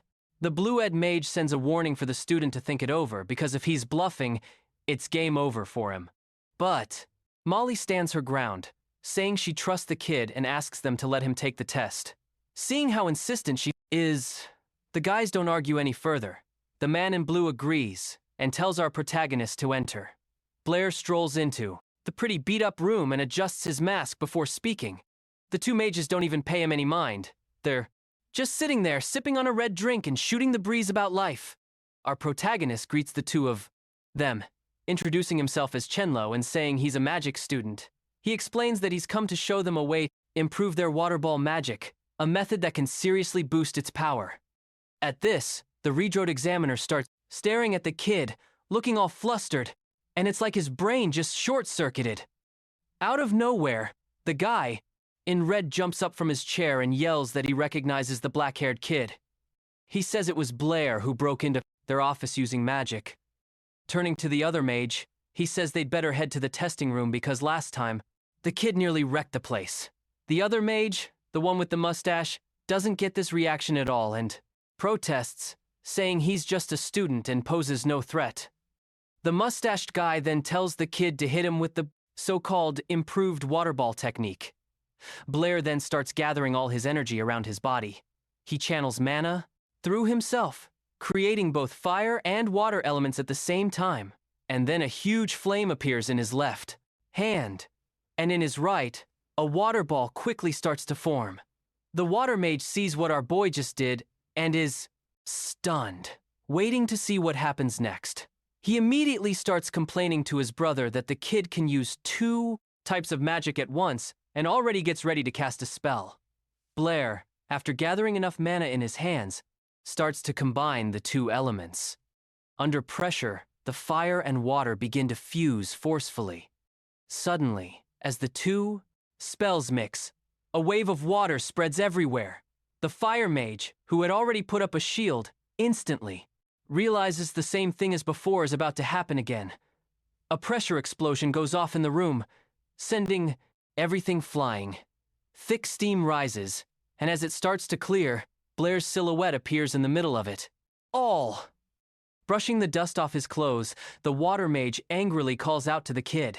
He glares at him furiously and asks, all worked up how the black-haired guy managed to pull that off. For our protagonist, this technique is pretty simple. First, you create a water ball, and then a fire one. After that, you just mix the 2 elements, compressing them with your hands and bringing it all together.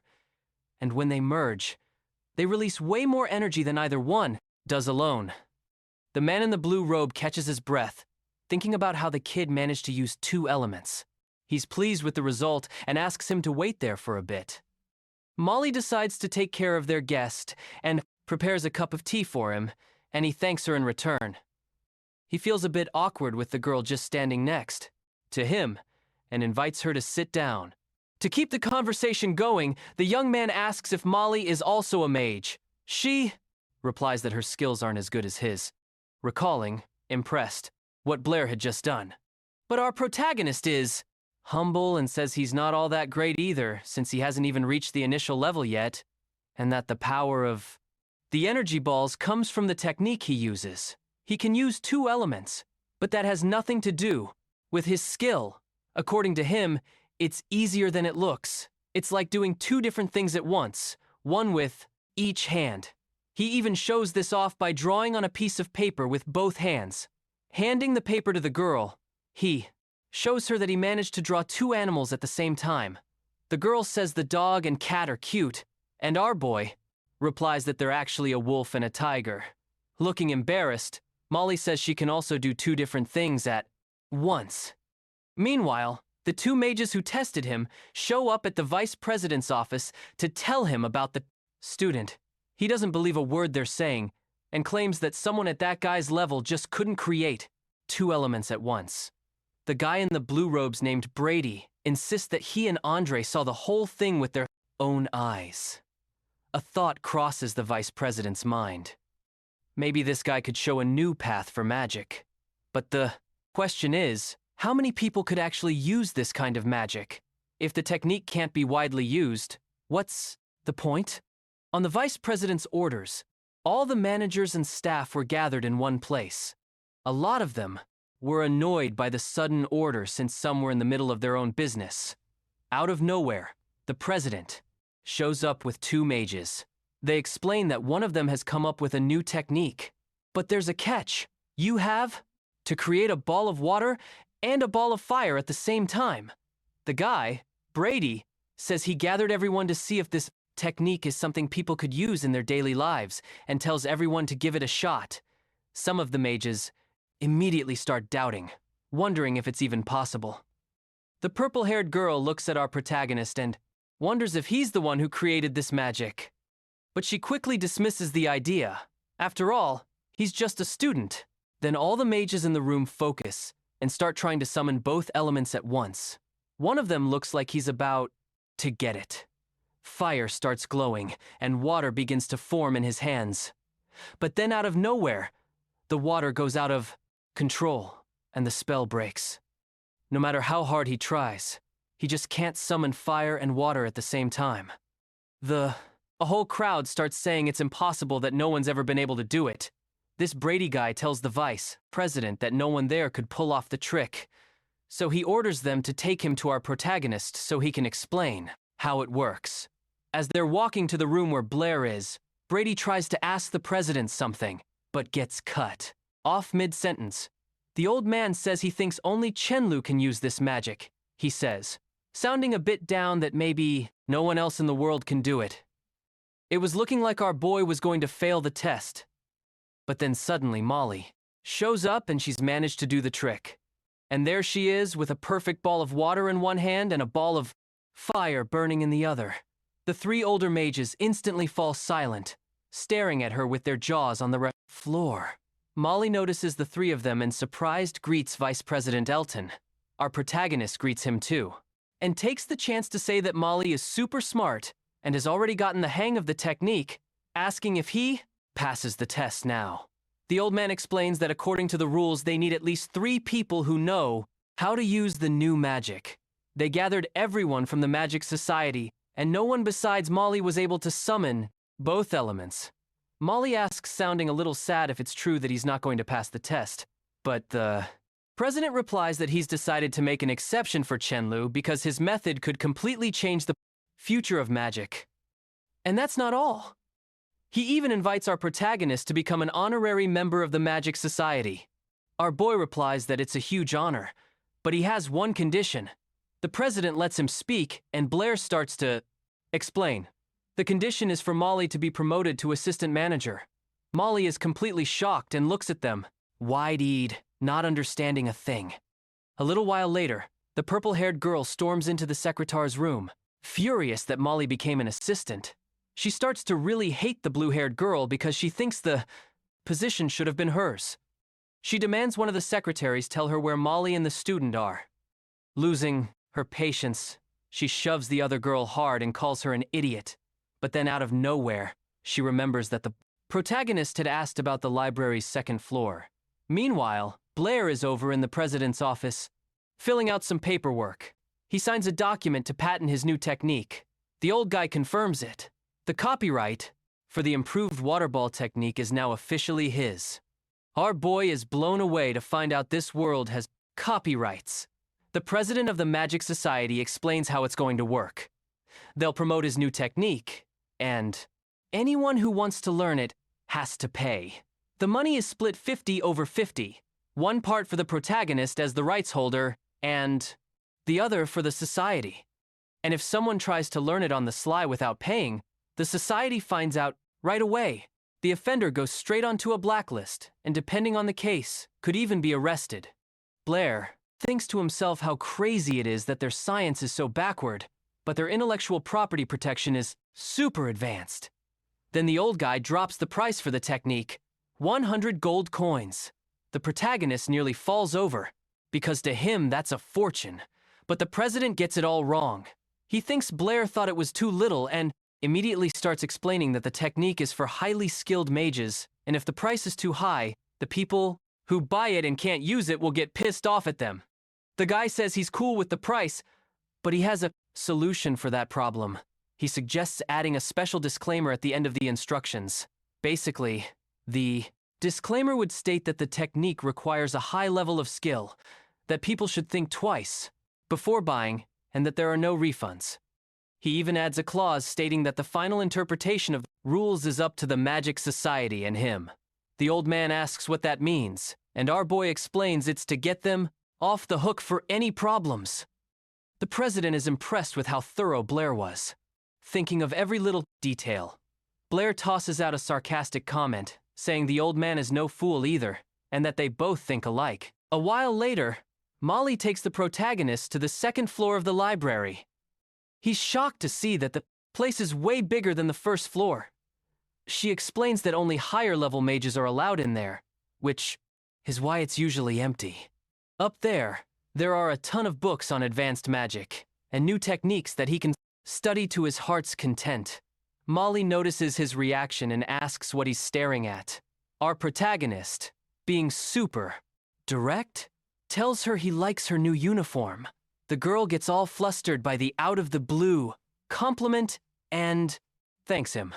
Right after that, he changes the subject and asks if there are any books on how to increase one's spiritual power. Molly says there are only a few books on that, but she has a look around and quickly finds what he was looking for.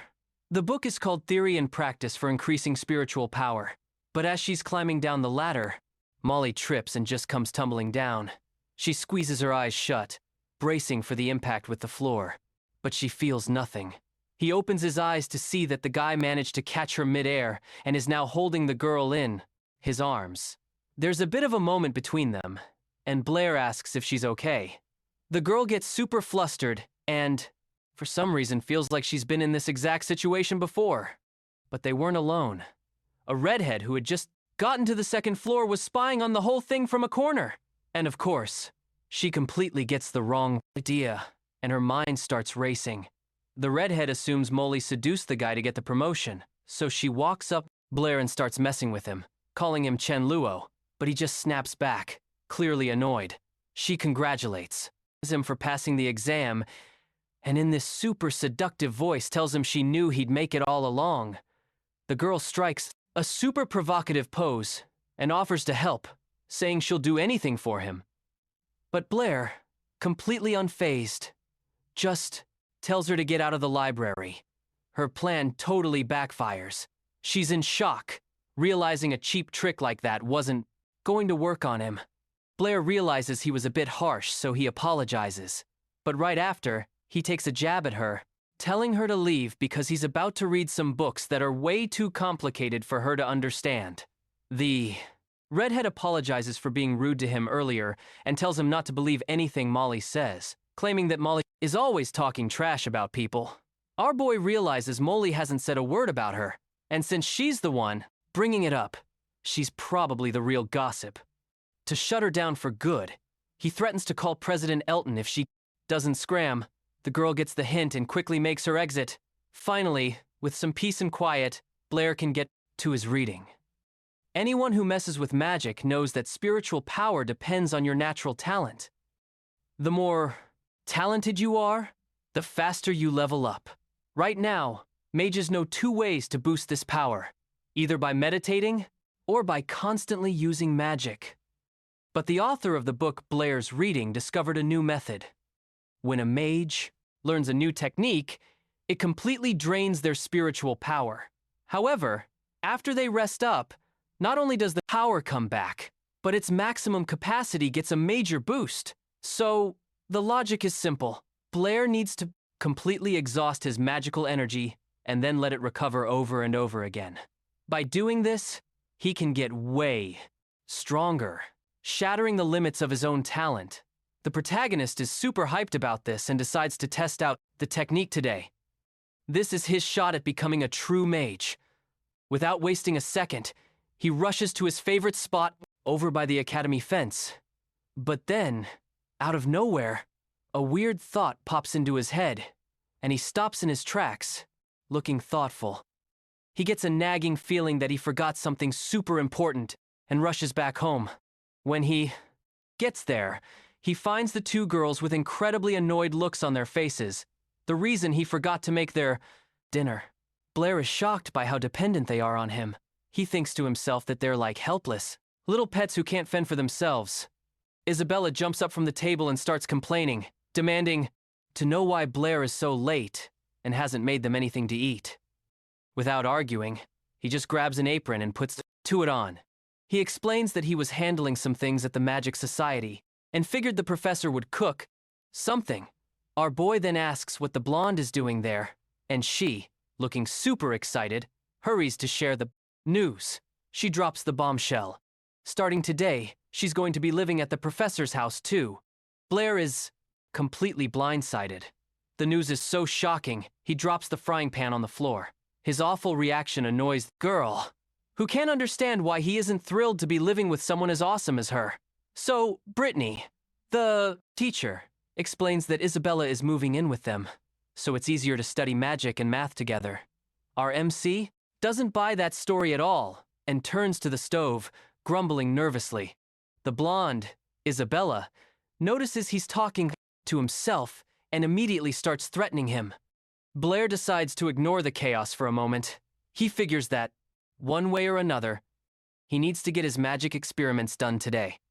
Finally, dinner is ready, and everyone sits down to eat. Isabella is the first one to finish her plate. She lets out a sigh, tired but happy, and our guy immediately kills the mood, telling her to go do the dishes afterward. After dinner, the crew goes to wash up. Then, Blair just walks into the bathroom out of nowhere to tell Isabella she forgot to tie up her hair again. The problem is, he walked in right as the two of them were changing and ended up seeing the girls naked. Our boy turns bright red with embarrassment, and the only response he gets is a slipper flying straight at his face. Some time passes, night falls, and everyone gets ready for bed. Blair is sitting at the desk in his room reading something and thinking about how he has to babysit these girls like they're kids. But suddenly, he gets tired of just sitting there, jumps out of his chair, and slaps the desk. He was planning to learn a new technique instead of just dealing with house chores. And the time was now. Looking at the book, he decides to learn the Firebird technique, which is described right there in detail. Out of nowhere, there's a knock on the door, and the protagonist, already annoyed, asks who it is. It was Isabella, who decided to come to his room before bed to ask something. Our guy holds back his Kleisnen irritation and tells her to come in. She says she was worried she'd thrown the slipper at his face in the heat of the moment and wanted to know how he was feeling. But Blair figures out this is just an excuse and she wants to talk about something else. So he just asks her straight up what she really wants. The girl, embarrassed, says she couldn't sleep and asks him what he's going to do with his life. The protagonist looks surprised, not understanding the question. She explains that she only has 1 year of school left and he has 2, and she's curious about his plans after graduation. He answers that he hadn't even thought about it, and that he'll probably just stay at the academy, working as a teaching assistant. Unable to control her emotions, the girl runs over to him and grabs his arm with both hands. The blonde, in an almost begging voice, asks if he doesn't want to go to the capital after graduating from the Magic Institute. Her eyes are sparkling and she says her father would help our guy get in and then they could study together. The girl thinks that in that case he would cook for her every day and that she feels really good around him. The protagonist gets flustered with the girl so close and says that more studying would be a waste of time. Right. Now, he just wants to stay at the academy and study magic. Isabella gets worried and asks if he'll really be able to learn magic properly just at the academy. The boy explains that they have Professor Brittany there, and that her talent and knowledge are more than enough to teach him. The girl gets all embarrassed hearing the teacher's name. because she immediately sees her as a rival. That's when her tone changes, saying that actually the protagonist just wants to stay there to be close to Brittany, not her. She doesn't even wait for an answer and starts putting pressure on our guy. And at that exact moment, the teacher walks in to see what's going on. Brittany enters the room and asks why they aren't in bed yet. Suddenly, it looks like she really wakes up. Her eyes go wide and she sees the girl and our guy sitting there in that very weird position. Night passed and morning arrived. Brittany made breakfast for everyone, and they all sat down to eat peacefully. Our guy thinks back to the night before, when he tried to exhaust his powers by learning new magic. In the morning, he felt his power had grown, which means the method actually works. Suddenly, his thoughts are interrupted by the teacher. She starts saying it's way too early for them to be doing that thing she saw in the guy's room. But our protagonist rushes to explain himself, saying they were just discussing plans for after graduation, and she got it all wrong. Brittany didn't argue and apologize for the mistake. But right then, Isabella slams her cup down hard on the table. Isabella gets super pissed about this whole conversation, and everyone can see she's scowling. Changing the subject, she says irritably that she has a class and has to go. The teacher, not wanting to make things worse, just nods in agreement.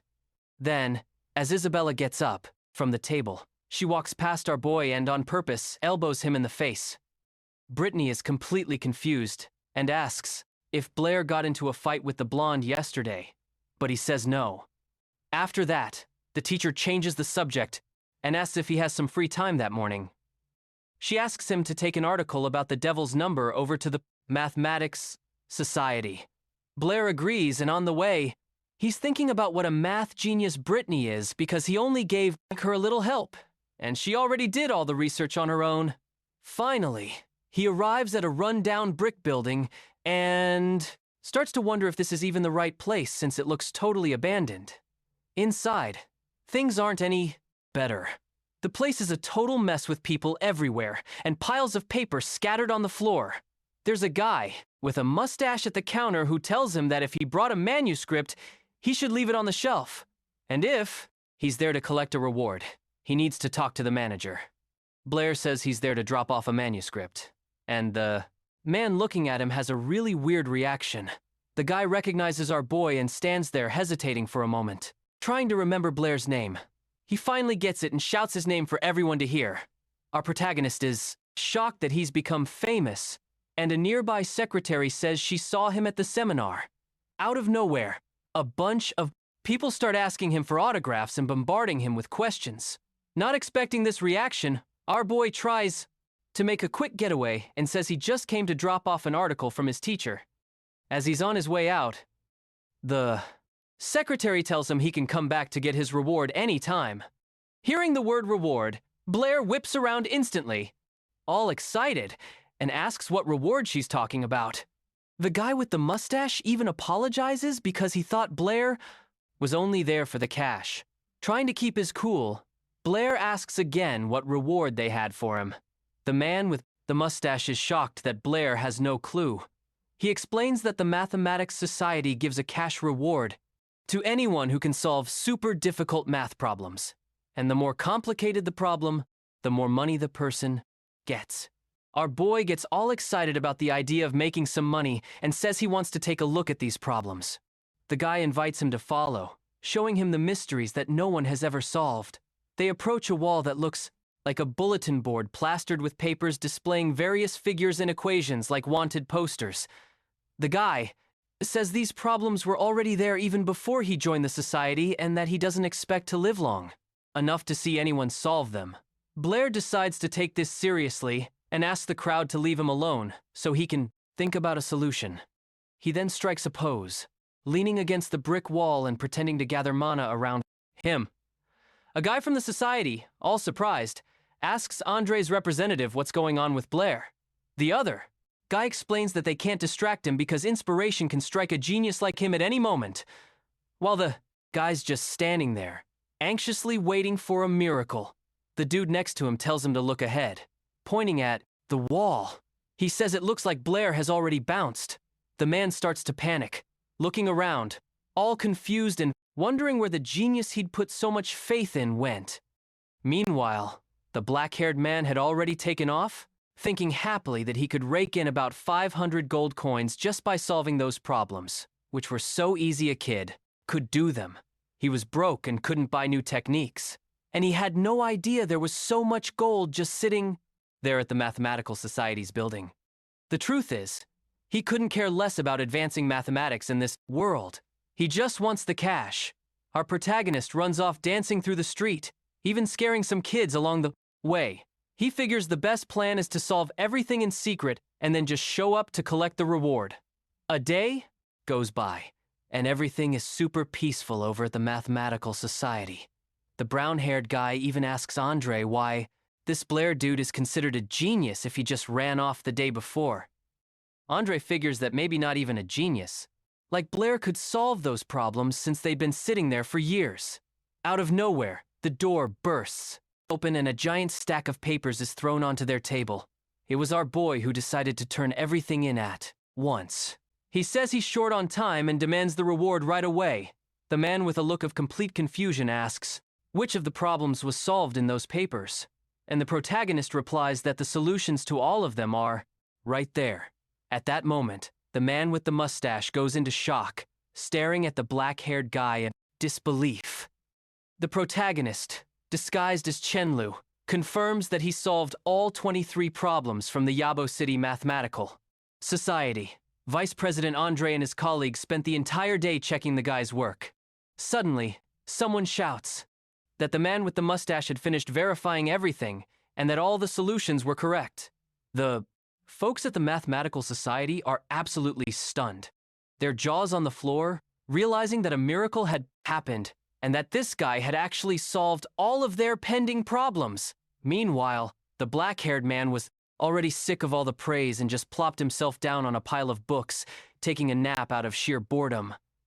The people around him were starting to lose their minds, with some even suggesting they call him the god of mathematics. Finally, Andre approaches him and with tears in his eyes starts to wake Blair up. He wakes up and asks if they've finished checking his solutions. Upon confirmation, everyone around him bows in respect, and Andre asks for the guy's name. In response, he introduces himself as Chen Luo.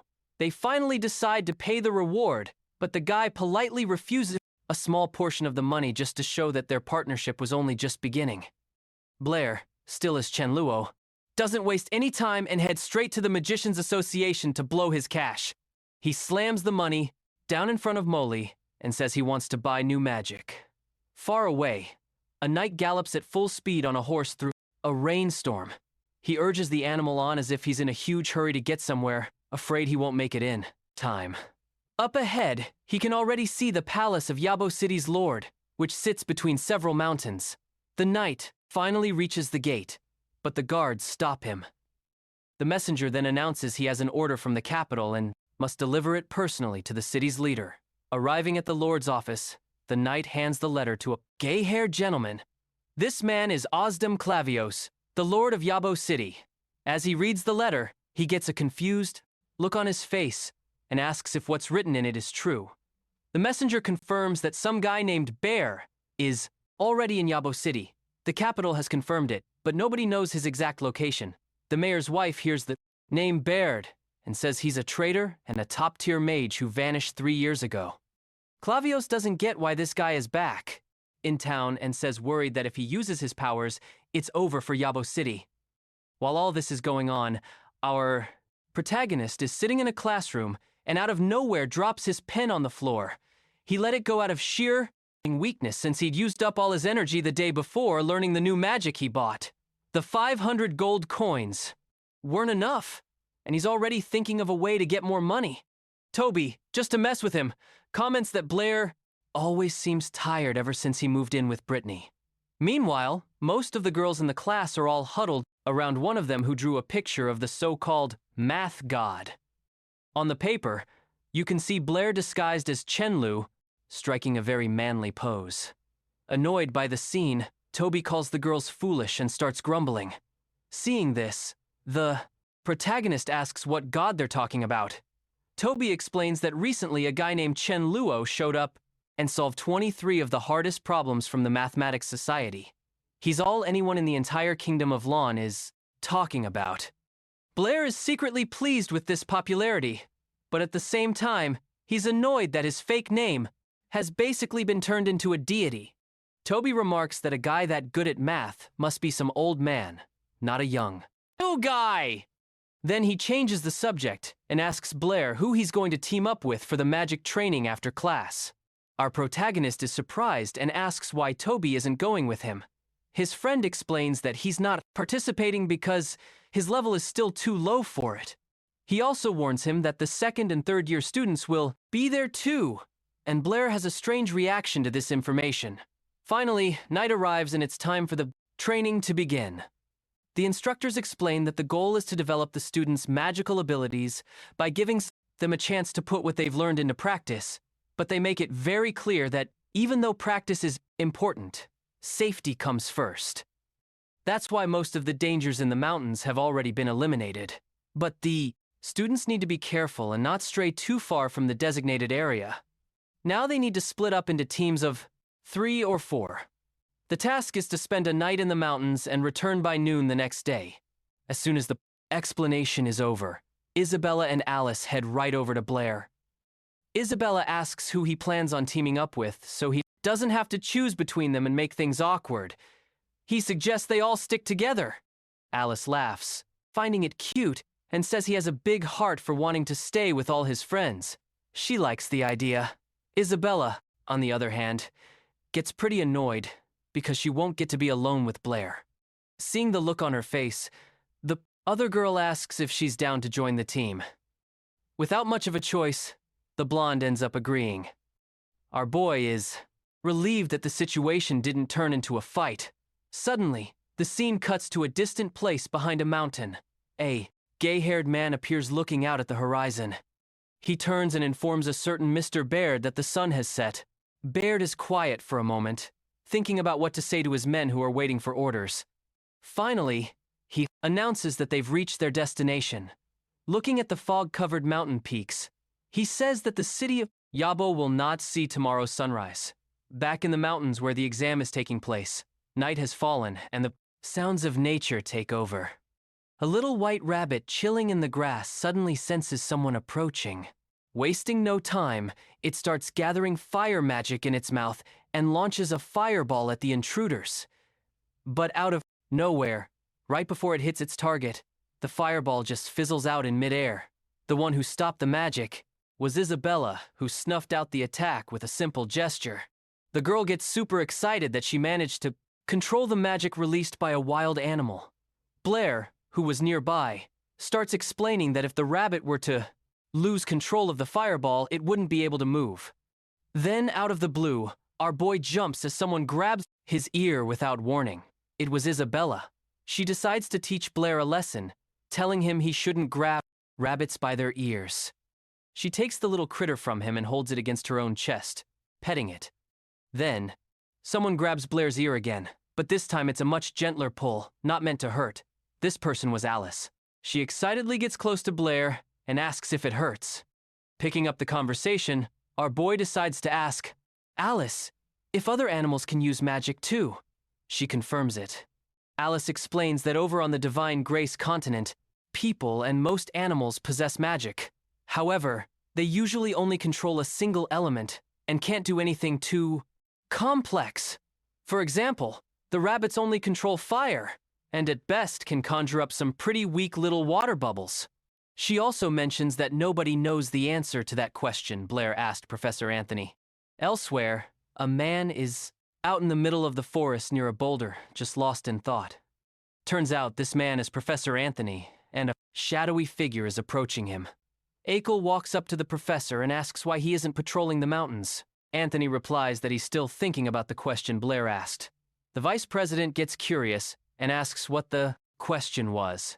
He explains that our protagonist found out that rabbits can spit fireballs from their mouths and wanted to know why humans couldn't do the same without using spells and gestures. Akel pauses and starts mulling it over too, getting all worried and racking his brain about it. Now both of them are just standing in. the middle of the forest, completely overthinking the whole thing. The gray-haired man, Akil, snaps out of his thoughts and tells Anthony he needs to get going and protect the students. The professor, however, is still totally fixated on the puzzle, pointing out that Akil didn't answer the question. But the vice president gets annoyed, raises his voice, and just orders Anthony to go protect the students already. Meanwhile, Blair's group has decided to take a break and rest by the fire. Isabella, holding her shirt in a pretty suggestive way, says that our boy has already felt something before and asks, "Who has more, or Alice?" Blair sits there dying of embarrassment and says it's really hard for him to say, but Alice suggests he touch hers again just to be sure. Isabella raises her voice, declaring that her rabbit is bigger and demands our boy admit it. She hands him the critter she caught and asks him to touch it again, but the rabbit doesn't want to go on his arm and starts thrashing around to escape. The girl can't hold on to the critter and just watches in surprise as it runs off into the forest. She saw that it ran towards a hollow stump, and now only the critter's tail is sticking out. Getting closer to the hole, she realizes the animal has run deeper inside. While Isabella is trying to peer into the darkness to see the critter, Alice slowly approaches her. But suddenly a strange sound starts coming from the hole, and the ground starts to shake. Blair's whole group realizes this is bad, and that something is about to happen. The ground beneath them cracks open and the gap starts to widen. Right under the girls, a funnel starts to form, pulling them in. They fall into a weird room, and a bunch of dust and dirt rains down on them. Then Isabella, like a zombie rising from the grave, sticks her hand out of the dirt and starts to crawl out. She manages to pull her upper body free, and then her whole body. Right after that, she finds Alice and helps her up, brushing off the dust. The two of them stand there leaning on each other, trying to process what just happened. I mean, they just fell about 26 feet and came out in one piece. Now they're looking up at the hole they came from. Isabella tries to figure out where they are. You can see some wooden planks holding the place up, kind of like a tunnel. But Alice, without a second thought for herself, collapses onto the cold ground, fighting through the pain, and starts to call out for Blair. Isabella sees her friend is in really bad shape, barely conscious, and tries to snap her out of it. She puts a finger near Alice's nose to check if she's breathing and panics because the redhead's breathing is getting weaker and weaker.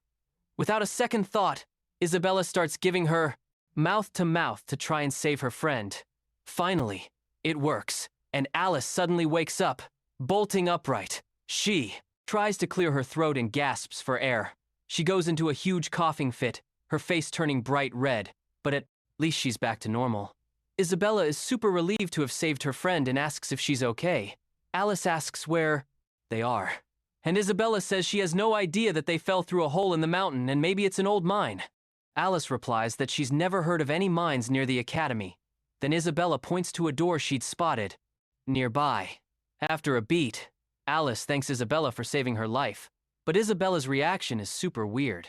She just stares at her friend with a confused look on her face. Alice asks, "What's the deal? Why she's making that face?" And Isabella says she just never expected to hear a thank you from her. Meanwhile, back outside, everyone felt the earthquake and started to freak out. The students were worried they'd fail the exam because the tremor scared off all the rabbits they needed to hunt. But Archie shows up and calms everyone down. Just then, Anthony comes running up and tells them that all the students have been evacuated from the area. He explains that the earthquake caught everyone by surprise and the teachers did what they could, but no other students have been found, and that Professor Cook is checking the roster to see if anyone's missing. Out of nowhere, they all hear the sound of horse hooves pounding the ground, a dangerous sound heading right for them. A group of armored men appear, shouting for everyone to get out of the way. They're getting closer and closer to the students, who just stare, completely confused. Professor Anthony wonders what the hell these soldiers are doing here, and Archie stares at them, his face filled with dread. He starts connecting the dots and says that maybe the earthquake wasn't an accident, and while all that is going down outside, back to the girls in those mysterious catacombs. Isabella opens that door she'd seen. The room on the other side is huge, and the two of them head inside to check it out. Inside, they come face to face with a super weird pillar glowing with a purple light. And there are symbols floating around it, glowing in the same color. Isabella, without a second thought, raises her hand to try and read the symbols, but she can't make any sense of them, and says the writing is too complex. Since she can't read it, she decides to just touch the pillar and see what happens. And then, out of nowhere, a beam of energy shoots out from the pillar right at her. The energy covers Isabella's entire body and sends her flying about 10 meters back. Seeing this, Alice rushes over to help, but Isabella gets up like it was nothing, saying she's fine and that there's probably a really powerful spell on that column. Alice the redhead mentions that she's seen something similar in some old magic books. According to legend, an ancient people built a giant copper column with magical engravings. By using copper wires, they could create a really strong magic field. Isabella gets curious and asks what the field is for, but Alice doesn't know. She guesses that maybe it's for healing or making things grow faster. And then out of nowhere, a volley of metal arrows starts flying right at them. The arrows come from above, picking up speed as they rain down on the girls. But the attack isn't very accurate. The arrows, which got coated in ice on the way down, land just a few meters away from them. They look up to see where the attack came from. Up on the stairs, leaning against the wall, is a blonde guy holding a giant arrow. He says the girls are pretty skilled.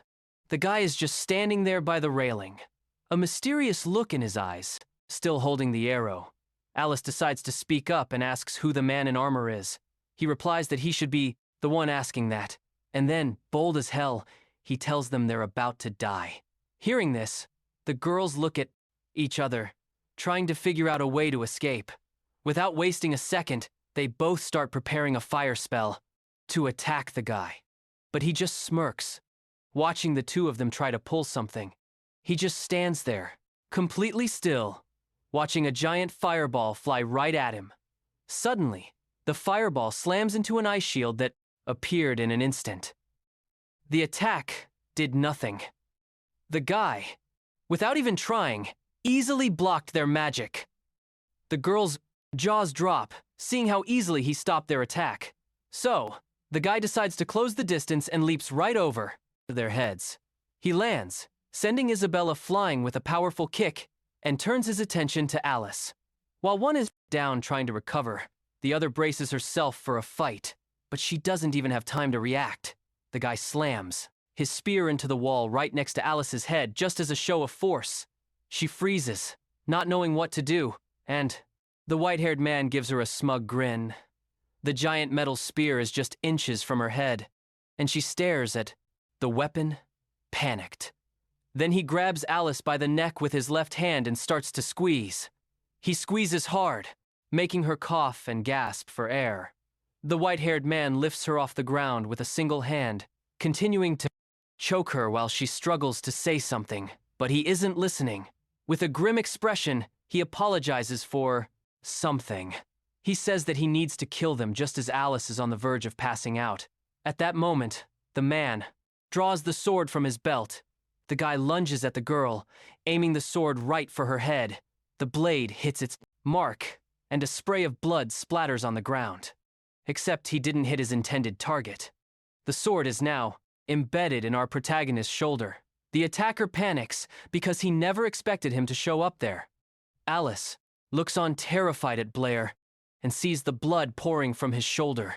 At that moment, Isabella finally comes to and calls out Blair's name, overjoyed that he's come to save her. She screams for him to be careful right as the attacker is startled by a fire that erupts out of nowhere. The flames spread and lash out at the blonde man like a wild beast. The fire begins to burn his body, and the guy is shocked that Blair managed to use magic without even chanting a spell. Then a massive fire explosion goes off with the man right at its center. When the dust and smoke start to clear, we see Blair's group safe and sound. Alice and Isabella have survived the attack, and now our protagonist is there to protect them. The blonde is super worried about his bleeding shoulder, but Blair explains that he came through the same hole and followed the two of them without taking his eyes off the enemy. He says they'll deal with the wound later. By now, the villain is already starting to recover from the explosion. We find out he's one of Bar's servants, and he's shocked that Blair can use magic even faster than his boss. The white-haired guy decides he has to kill everyone there since they saw what was in the basement. His long metal spear is coated in a thick layer of ice. He charges at our boy, ready to strike with all his might. Seeing this, the girls scream for him to be careful, but Blair just stands there waiting for his enemy to get closer. The man is completely baffled by his reaction. His face, a mask of pure shock. That's when he spots a giant mana orb floating right above his head. Taking a closer look, he figures it out, it's a water ball technique. And he's even more stunned because Blair cast the spell without making a single move. He also notices that the water ball itself has a really weird shape. The orb comes crashing down on him, completely engulfing his body. Suddenly, blood starts gushing from him everywhere, and the blonde guy begins to cough uncontrollably. His eyes fill with rage, and the exposed parts of his body look severely burned. The metal spear, now wet, slips from his blood-soaked hand. He tries to get back on his feet, but can only let out a scream. Overwhelmed by the sheer power of the attack that hit him, he collapses to the ground, unconscious. At the same time, up on the surface, we see Baird sitting on a massive boulder. He seems to be deep in thought, with an extremely serious look on his face. One of his men notices and asks him what's wrong. Getting up from the boulder, Bear averts his gaze and says that some rats have managed to infiltrate their ranks.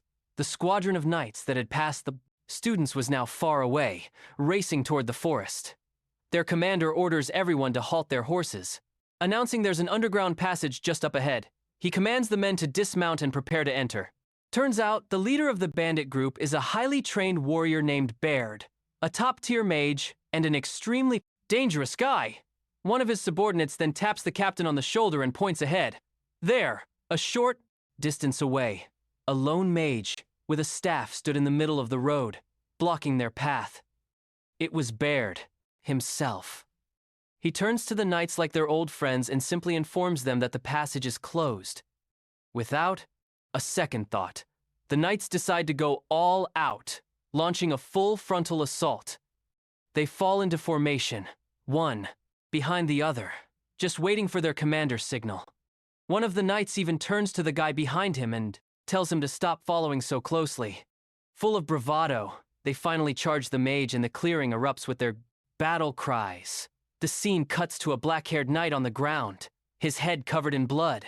He's dropped his sword and is lying in the mud, struggling to breathe amidst his dead companions as a heavy rain falls. Relentlessly, as he regains consciousness, surrounded by the bodies of men and horses, he clutches his head in agony. This night, Ethan realizes he's the sole survivor of the brutal massacre. Out of nowhere, he hears a voice calling his name, coming from one of the nearby bodies. It's his uncle who's still desperately clinging to life. The young man rushes over to his uncle and stares at him, his eyes filled with tears. The uncle's legs are gone, and Ethan starts to feel this overwhelming rage for what happened to him. But the older knight tells his nephew not to worry and hands him something, saying that he needs to finish the mission. Ethan panics, saying he can't do it. He explains that the mage defeated an entire army all by himself, that Baird killed their commander single-handedly and could crush him with a single finger. The kid tries to save his uncle, holding on to him, but the man is only focused on the mission and begs his nephew one more time to complete it. As he's begging Ethan to save the city of Yabo, the uncle's hands go limp and he collapses to the ground. The young knight realizes his uncle has finally died and is completely overcome with emotion. Filled with despair and rage, Ethan starts screaming like a lunatic. Meanwhile, deep underground in the same dungeon where Blair's group was, something else was going on. After taking down Bard's goon, the girls finally got a chance to tend to our boy's wound. Isabella was super curious about how the protagonist could use magic without an incantation, but he denied everything, unable to get a straight answer. The girl just pressed down hard on his wound. Blair, having just taken that hit, let out a scream of pain and started writhing on the floor. After that, Alice advises Isabella to be gentler, but the blonde replies that he didn't need to be bragging about his skills. Anyway, their focus now was a mysterious pillar in the middle of the room. The redhead says she read in a book that the pillar created some kind of magical formation. They didn't know exactly what it was for, but they were sure the earthquake from before had something to do with it. Alice also comments on the guy who attacked them, and apparently this whole system is more complicated than it seems. Blair says they need to figure out a way to get out of there quick and report everything they've seen. He says he doesn't want to handle this alone, but out of nowhere, a sword is pressed against his throat.